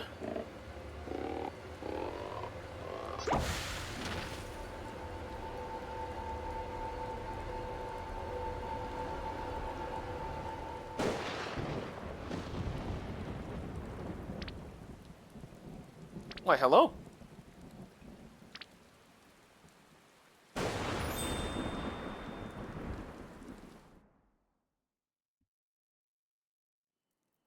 See, he was okay. Yep. Alright, let's see what we got. Oh, we got the UFO key. Sweet. Okay. And... Alright, let me, switch out some of my stuff. Alright. Okay. Oh. Well, that was good, Vas. Oh, we gotta move to a different location. Trying to think, yeah, because I don't know how long it's gonna take, and I don't really have a lot of time left. We'll find a good stop point. Yeah, I don't know, because it depends on how late the Alliance raids are, because It's as I said, it's a normal raid. oh boy, those take a while. Oh boy. Okay. No, we'll get through it. Don't worry about it. I could do maybe up to 1, and then I really gotta get off. Because again, Vass, like, I've got little time before this hurricane comes there. Okay, before, like, you want to stop now? I mean, we could start the Alliance thing, but if it's gonna be a lot of talky stuff like how Eden was, I don't know. Well,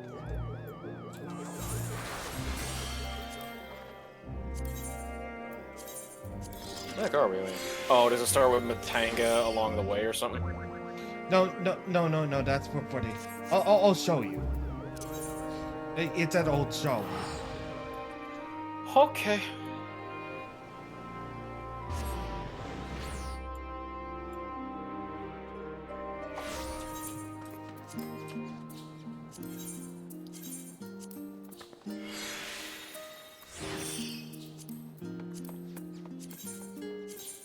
Oh, wait a minute. I have to switch something. Alright, where are you at?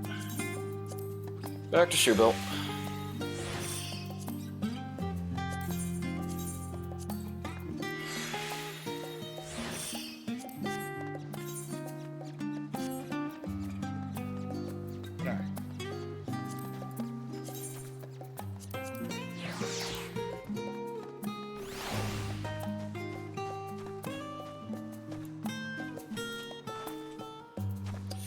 Let me see. The crystal from beyond.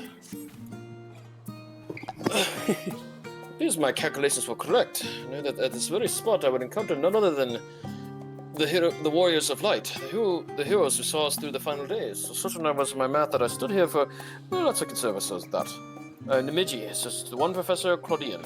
We work with the telescope.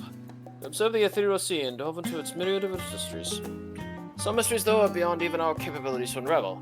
The strange crystal we but recently discovered, for instance, defies our very conjecture. You've been to the center of the star and far beyond it. However, we so hope that you may see something in this crystal that we academics do not. I beg you lend us your well-traveled eye at Aporia. Professor Claudian will be awaiting your arrival.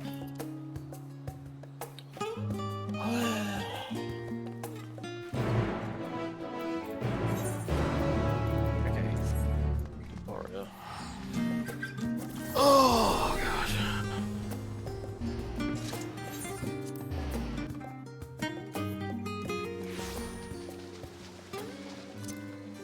I suppose I'd love to stay extra, but again, tomorrow's gonna be bad, and then Thursday's gonna be even worse.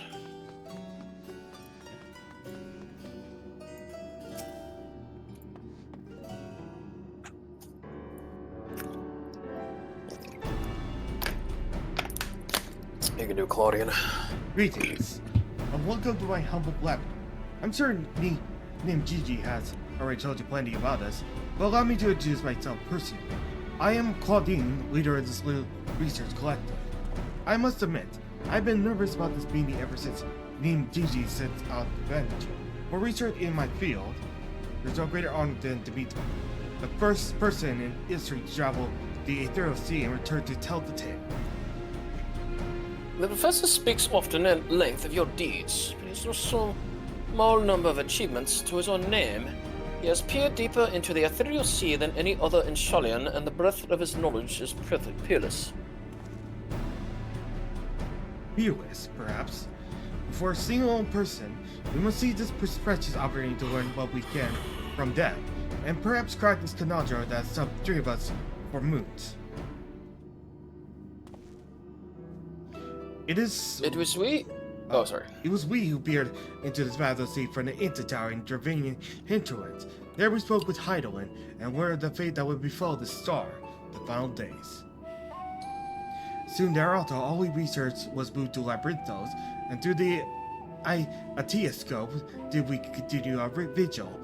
And as persevered as the device is, however, you can glimpse but a fraction of the sea's infinite depths. To bring us to the matter at hand, Not long after the Exodus was declared, we recovered an unusual crystal shared during a routine observation. It reborn suddenly as if propelled to the surface by some unknown force. We found it possessed an ethereal density that exceeds that of normal crystals by orders of magnitude, and its shape resembles nothing which occurs in the natural world. It was made, not formed. Unfortunately, that was the extent of information we could glean before we were forced to turn our focus towards the Exodus. The crystal was nearly forgotten amidst a sudden upheaval. But thanks to the efforts of certain someone, that crisis is now behind us, and we are free to resume our research. Thus we decided to seek you out, the dauntless adventurer who delved into the unknown and beheld its innermost secrets. Now we have you to see for yourself.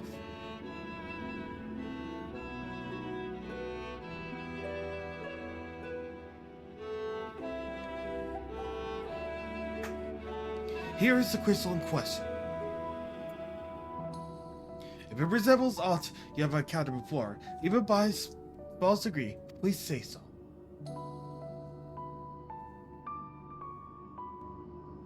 Yeah.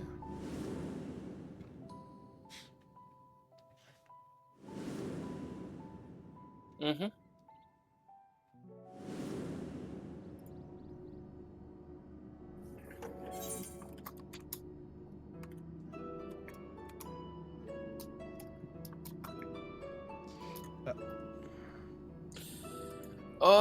Memory bars from this crystal. I know someone who bears a similar crystal. Up to you, Vash. I know someone who bears a similar crystal. Okay. As I thought, you don't know what this is. Please tell me everything. Okay.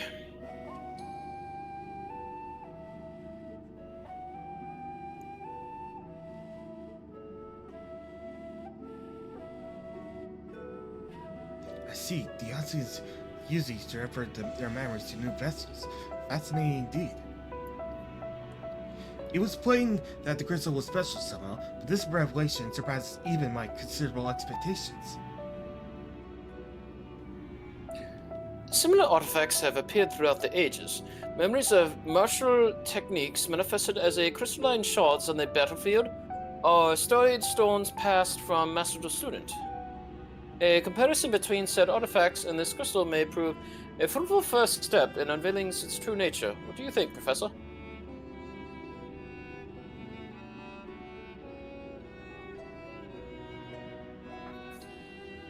Asian memories, windows through which we could gaze upon the complication of 14.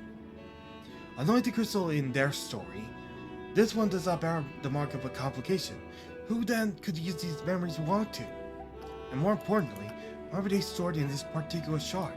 More importantly still, why was that adrift on the ethereal sea?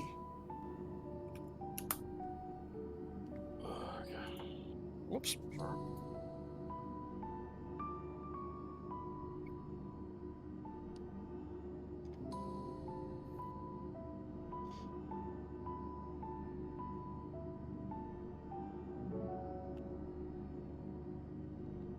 Professor! Claudine! Yes?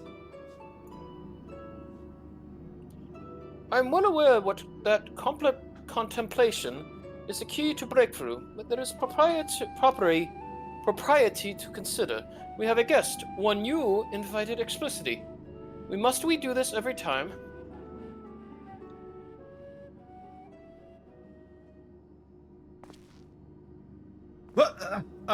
Yes, of course, our guest. Terribly sorry, I do find myself more by the thoughts of rumination.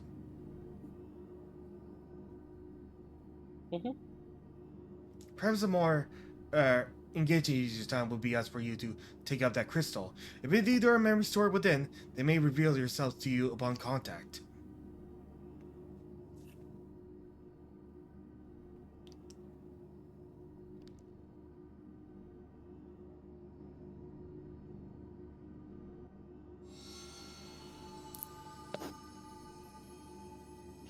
If anyone message on Pandæmonium, please, faces, threat, star, and danger.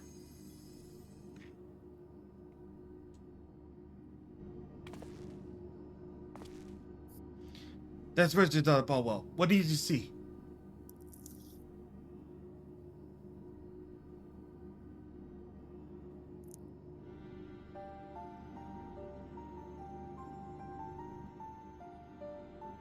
Pandemonium. It's not a word I've heard before. If by my knowledge the ancient tongue serves me, it means all demons. Not a name that inspires optimism, all things considered.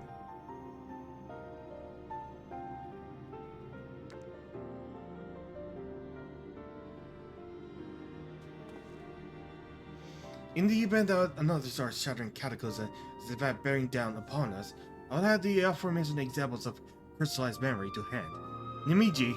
Nemgigi, Rusinod, and I entrust their procurement to you. If there are there more memories to be extracted for this crystal, we will find them. As for you, there's the person with that seat, the one who has been delivered so dire a warning. Your story tells that the crystal could very well have been made by one of the ancients. If that's the case, then discerning the nature of this Pandæmonium will require a trip far into the past, to an area before the Sundering. I know of only one individual capable of feat, the very hero who tried first time to prevent the world's doom.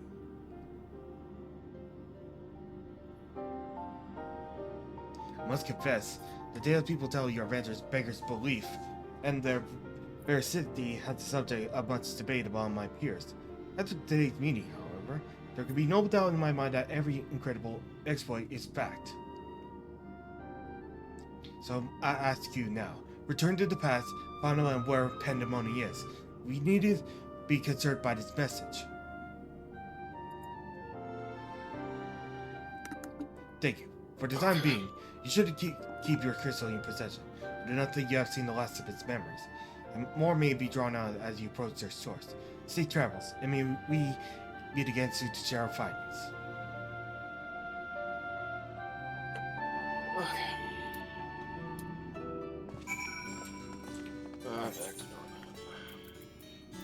Sorry, I am just kind of losing it. I apologize.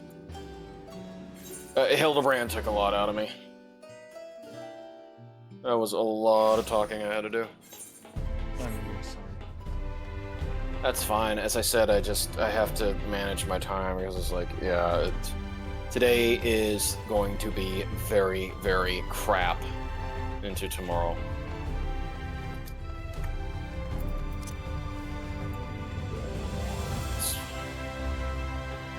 So I'm just hoping that we get at least one encounter.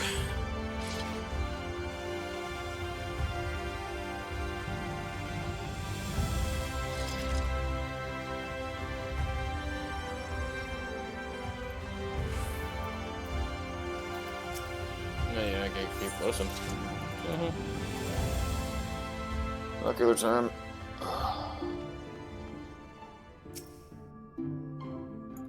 Destination.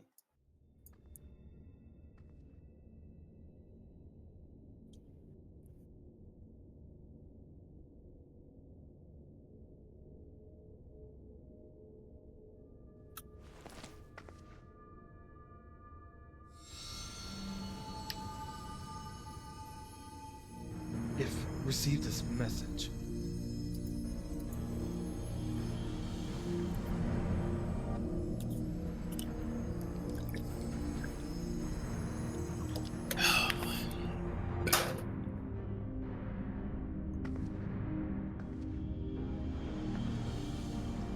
Come, Pandemonium. Come, Pandemonium.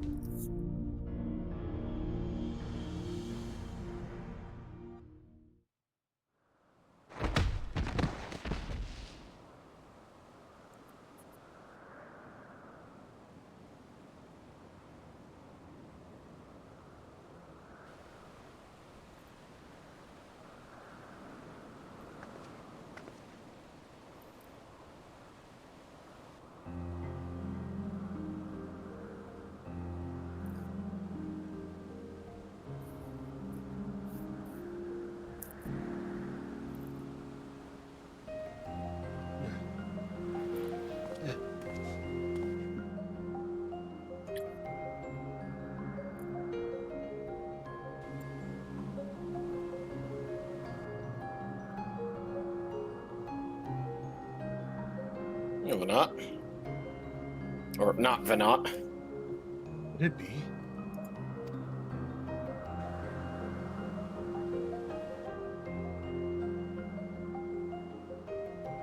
No, of course not. Apologies. For the brief moment, I thought you to be a dear friend of mine. I realize now that such a notion is preposterous.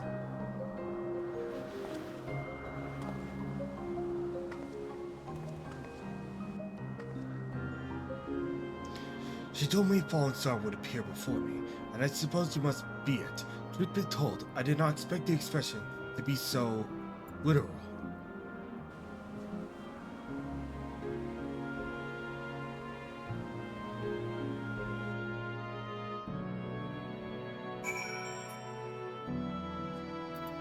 Alright. Artemis.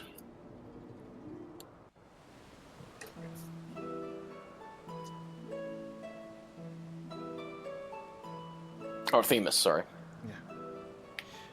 My apologies for not introducing myself properly.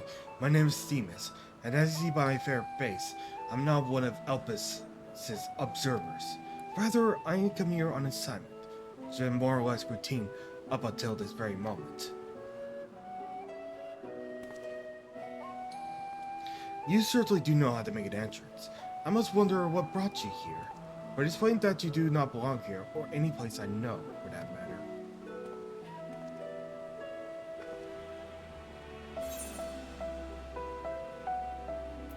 I'm Azim's familiar. I'm also here on assignment. I'm Azim's familiar.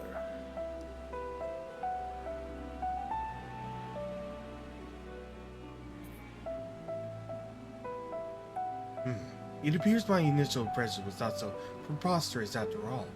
I did not know my friend had such a unique familiar at her disposal. If you're here on Azim's behest, and I believe I can hazard a guess as to your purpose, you are here to investigate Pandæmonium, yes? If so, we may be able to help one another.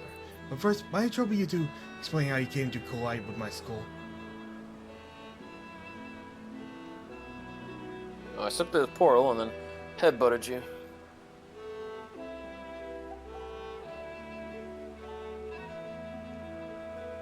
I see. I believe my dispels any major doubts I have concerning your intentions. Apologies for being so intrusive, but you must understand this is an uncommon occurrence.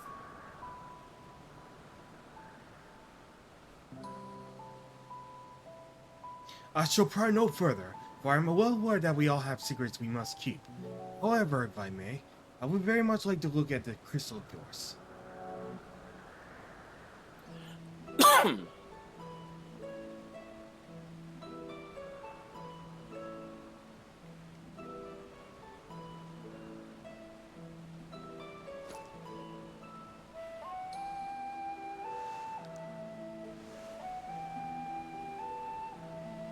Fascinating. While I cannot say much as to what it contains, it is clear that there are memories stirring within it. Memories that speak of something gravely amiss in Pandæmonium.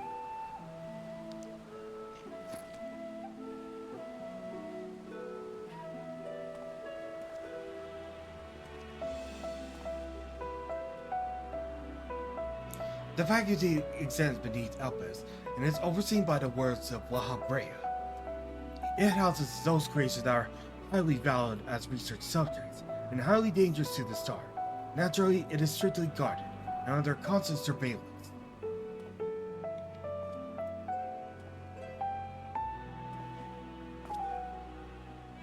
Several days ago, however, an unnatural shift in the flow of the surrounding aether was detected.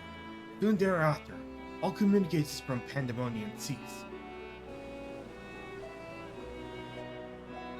I am here as representative of the organization that works directly with the convocation and has been tasked with investigating this incident.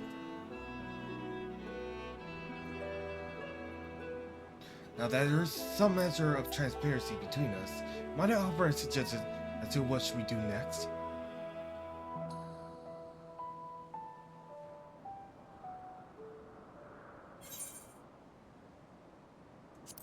Alright, let's see, that was sure.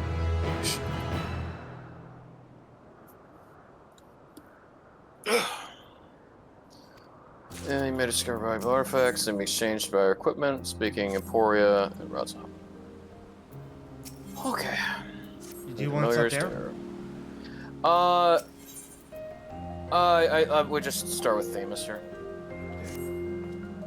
Now then, my proposal is a simple one. Let's journey to the Pandæmonium together. Our destination is the same, and I suspect the arrangement will work to our mutual benefit. Besides, I should have no trouble getting us both access. I do hope you agree. I would love to part ways from the fallen star I've been waiting so long for. Originally, I had planned to conduct my investigation with a friend I mentioned earlier. She had also noticed the anomaly near Pandæmonium, but it only seemed natural that we should investigate it together. However, she eventually decided it would be unwise to move for us both to go. The 2 members of our organization were seen poking our heads about restricted facilities, and we certainly could raise questions, you see. I decided to go alone, but she led me with those words. Fear not, for in my absence, the star shall before you. While could not comprehend her meaning at the time, we now could understand. She does have a way of being right about these things.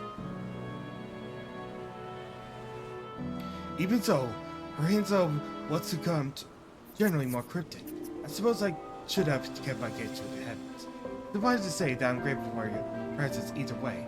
As for the matter at hand, I should first gain presence to words of La Brea or entry to Pandæmonium. There ought to be a speaker waiting for Anagnosis.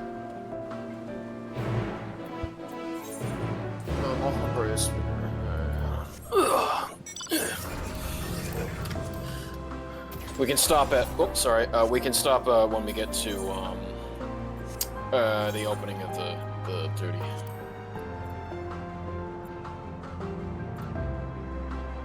This probably gonna be a little bit more talking. And I was gonna go back in with tanking. Ooh, excuse me. But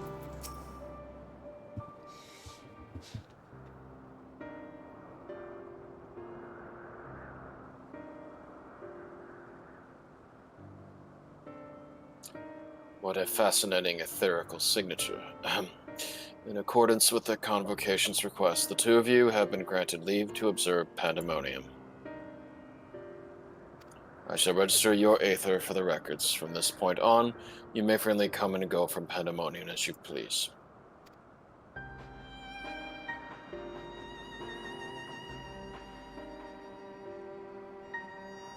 now, that was a painless process. I think it is a sign that we were meant to conduct our investigation together. Of course, while you have been permitted entry into the facility, the specimens housed inside must be handled with the utmost care.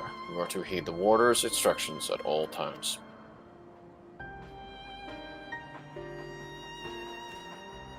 Those who conduct their work in Pandæmonium are called warders, for their role with respect to the creatures within. Generally, creations that pose a threat to the safety of the star must be undone. However, the words of La Brea has deemed certain such creations as worthy of further study, interring them within the facility. Those who spend their days in Pandæmonium are not merely researchers. They must work tirelessly to ensure that none of their subjects slip through their shackles. For all intents and purposes, the place is the dungeon. Perhaps such a comparison arouses frightful imagery, but Pandæmonium is a frightful place. I know not the purpose of your investigation, but if you discover aught that merits a report, pray do so with utmost haste. Master La Brea shall guide us upon the proper course of action from here. Then I take it you mean you detected nothing in the midst of the wait. Warders have reported nothing that would cause alarm. Minor fluctuations in aether have been observed, but surely Master La Brea would have acted if they have anything worth worrying about.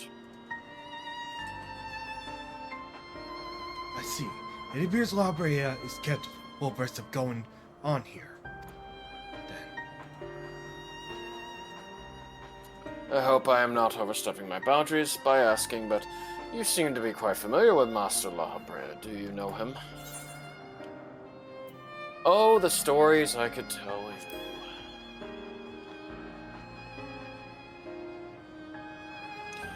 You are no more familiar, are you? Master Lahabrea is not known for being generous with his time. That one would have stories of his company almost beggars belief. Regardless, while I doubt I need to tell you this, he is of the convocation. Take care that your actions do not hinder his work. And with that, we're free to make our way to the Pandæmonium. The news that will take us there is the Acer Blake of Police. Let's delay no further.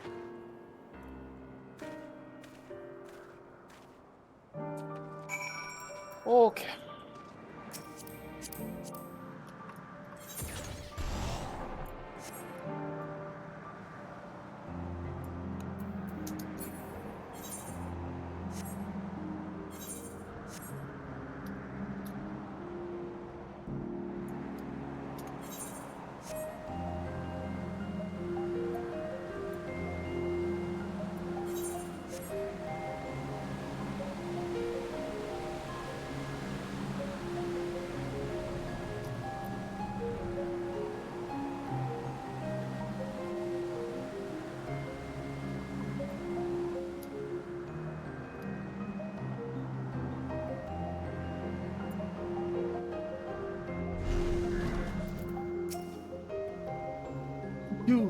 I had to contain my surprise for the sake of appearances. But is it true that you two have met collaborated in the flesh? I find it more fascinating by the moment. You refrain from asking too many questions. Figures will make our journey all the more intriguing. We shall come to know each other in time, Major. Or else why would fate have organized our meeting? In any case, let's be off. Truth be told, this will be my first time beholding the fabled Pandæmonium with my own eyes. Here's your new adventure, eh?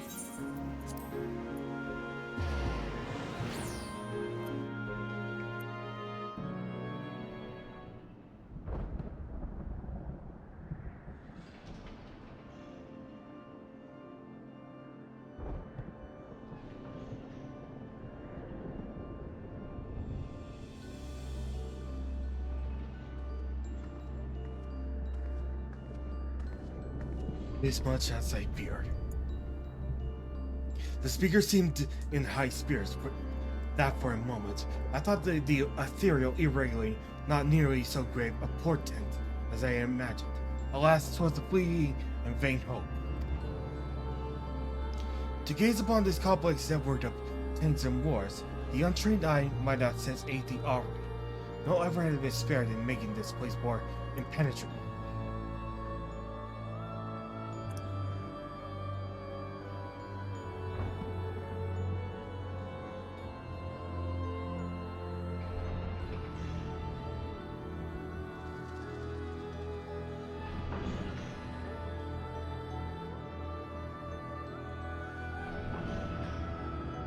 Even the finest of masterworks is not without its flaws, however. Someone or something is tampering with the protections. It is working from within, running them from inside out.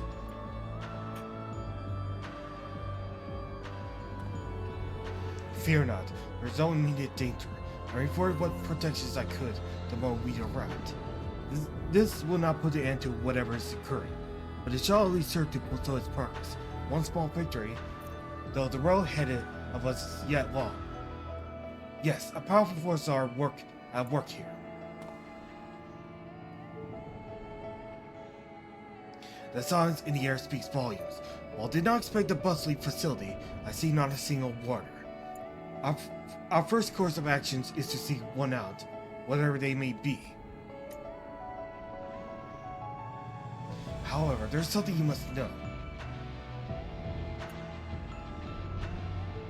The matter I will about entering requires my constant awareness, and as you say, if we're forced to fight, I cannot risk joining you in battle. Should I lose focus, Pandæmonium protections will rapidly crumble before the force assimilating them.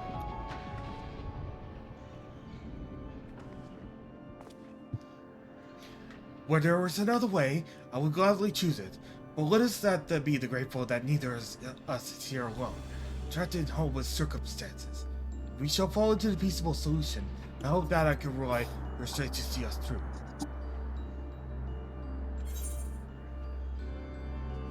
Of course, you have my promise. This request doesn't come as a surprise, to be honest. Of course, you have my promise.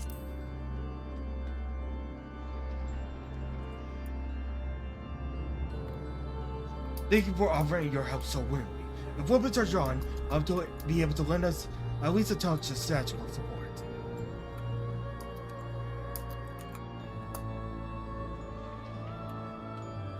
Rugal? I know, I'm gonna DM someone. Creation Masters do have their uses in that regard. I have in mind to use your Aether as basis for illusory allies that will fight at your side. Perhaps seven shall do, not exactly an army, but by the looks of you, a formidable band nonetheless. Yep, we know how this works. Then so shall it be. Now what? I wonder, awaits us in Pandæmonium's perfidious hub. Okay.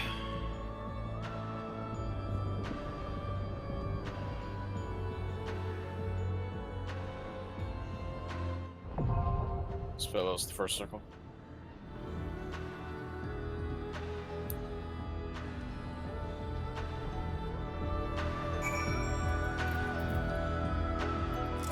I see what we get out of this one.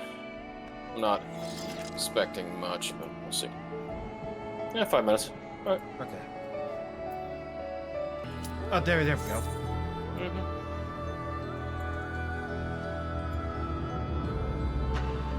GPS Y. It is what it is.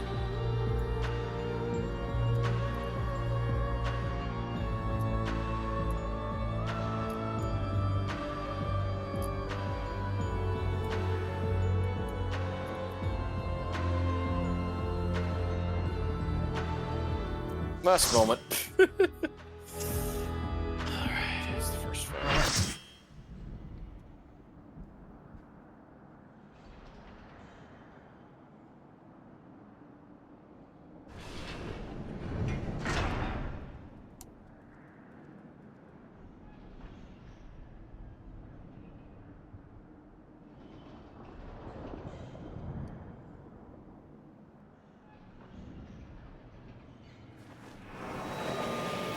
Save them almost.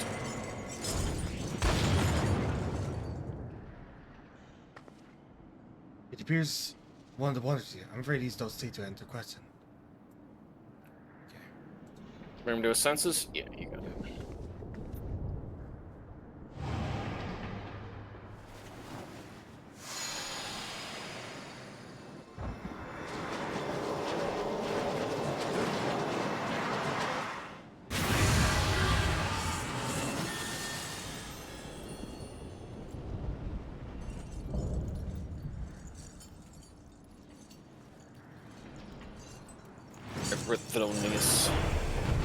Equithonios. Nice look. Yeah.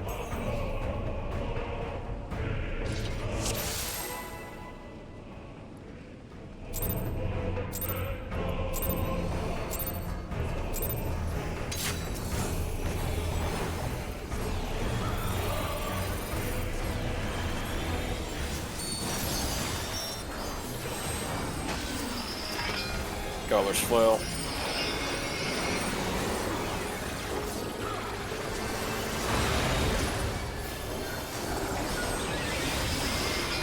Well, oh, I see.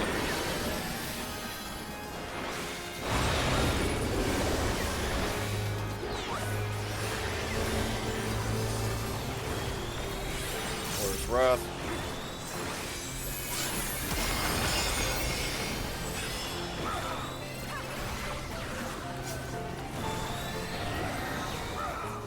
We'll go no further.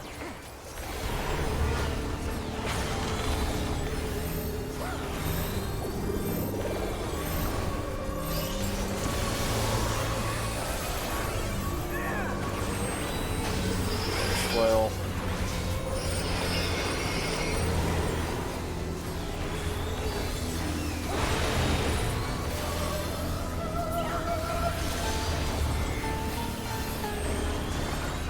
Ward.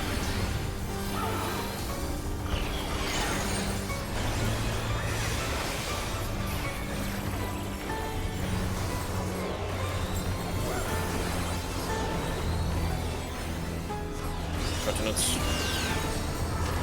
feel an overwhelming heat.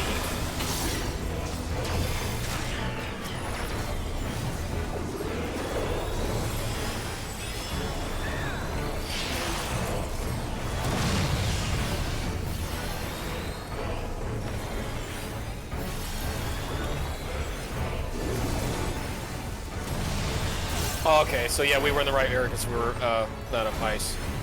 Yeah. Back to fire.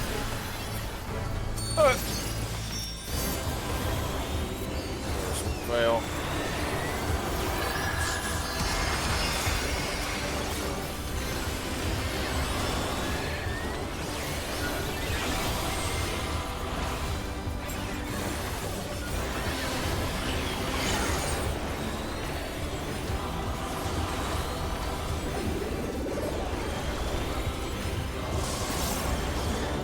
Leave me no choice. Shining cells. Oh god, what is this? I can't allow you to run free.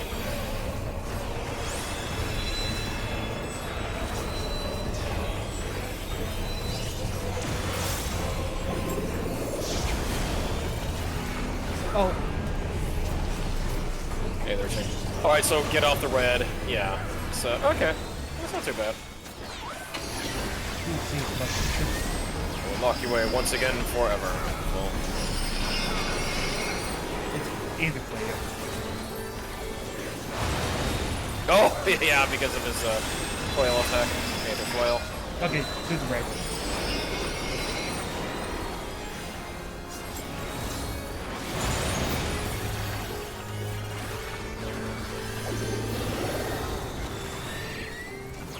Change to blind you.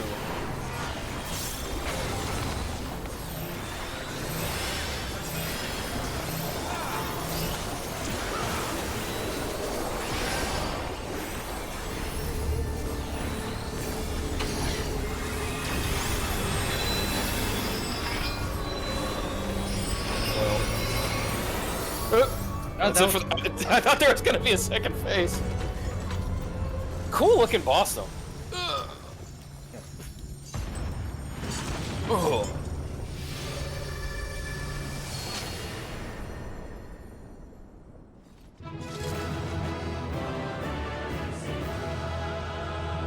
Yeah. Well, we only had one death. Oh boy, that's a lot of stuff. Okay, unsung helm. Okay. Unsung helm. Okay.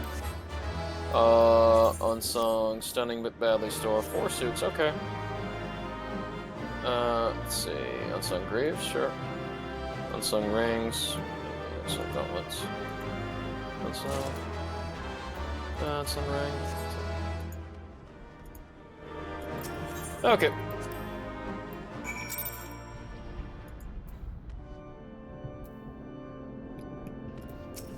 Yeah, there it is. That was really just play. And that might be so be vaunting. The words I spawned from Aether fought even more splendidly than I anticipated. I suppose they were kept for an excellent cause, after all.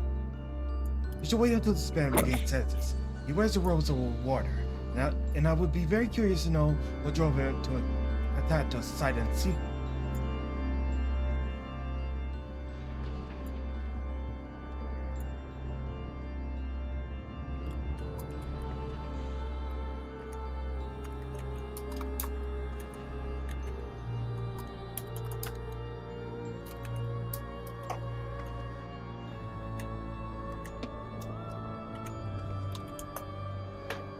He stirs.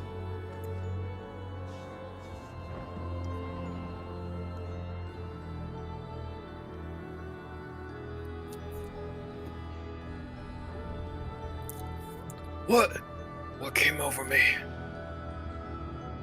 It's coming back to me. My mind was filled with storm, desperation, anger. I leapt at you, though I knew not of your intentions.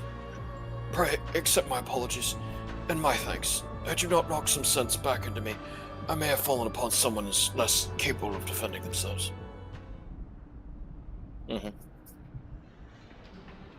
I am Erecthonius, a warder of Asphodelos, Pandæmonium's highest layer, and the place we're in now. One must wonder why you're so desperate to keep us out. What is happening in Pandæmonium?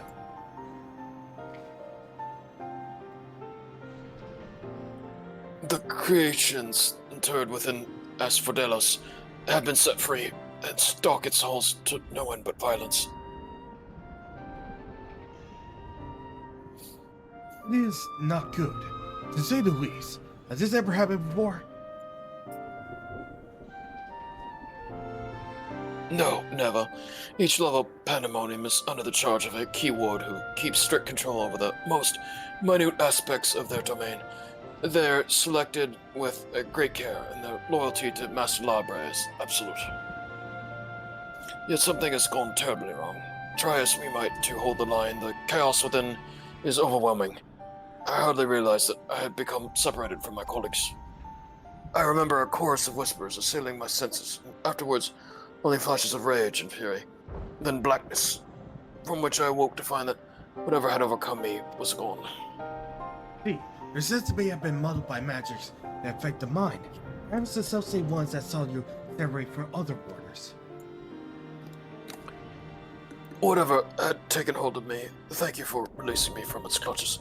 That you've come here from the surface must mean some word of our plight has reached outside the outside world. If you know anything that may help, pray tell.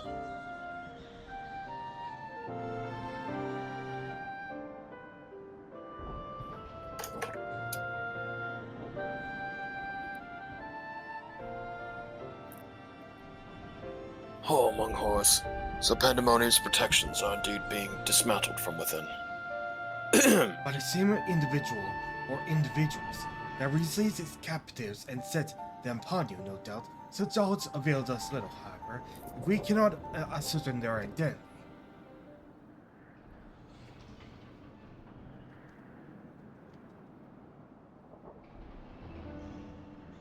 Themis, was it? You said you worked for an organization under the auspices of the Convocation. Were they to receive the word of what has transpired here, what measures would they take?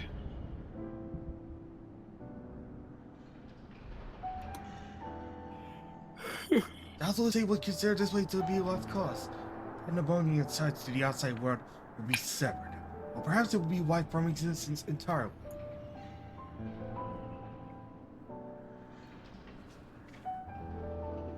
As I thought, were the creatures to escape into the outside world, there would be untold carnage. The words of La Brea would never miss that, despite what value the research subjects may hold. All the more reason to work with haste. If we can't expect further help, then it falls upon me to save the others. I'll not leave them behind. You would go alone? I won't leave the other warders to face certain doom. I know they fight for survival even now. They wouldn't abandon their duty. They would see the creatures return to their cells at all costs. And so I must do the same, Themis. I know the request I'm about to make of you is a monumental one, but please, say not a word of this to the Convocation until I've been given a chance to set things right. Forgive my prudence, Eric Solnus, but my decision cannot be swayed by emotion. You'll only be consigning yourself to an early death. But the result alone cannot win in the face of overwhelming odds.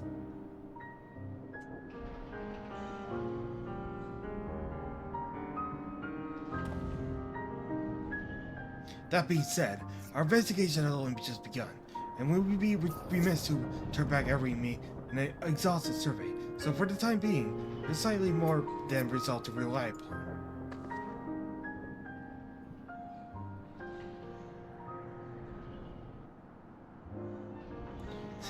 I knew you'd be all too eager to join us. Each moment since you fell from the skies has been more interesting than the last.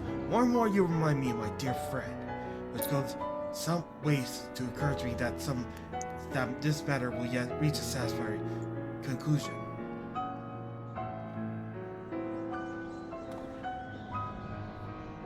So, you agree to help? For a moment, our goals aligned. To protect the magics of Pandæmonium at home. But for the moment, times are bitter. Let's proceed upon the course you and they have set us upon.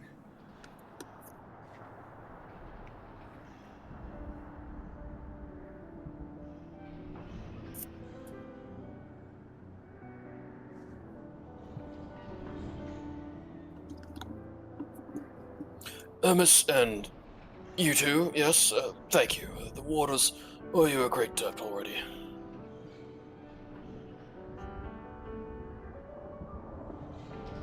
We shall be glad to have someone familiar with the Pandæmonium's halls by our side. A party of 3 is ever so much more entertaining than a pair of 2. Now, let's turn our attention to rescuing your colleagues. Rest would be unwise to approach the gate, in case any have followed you out.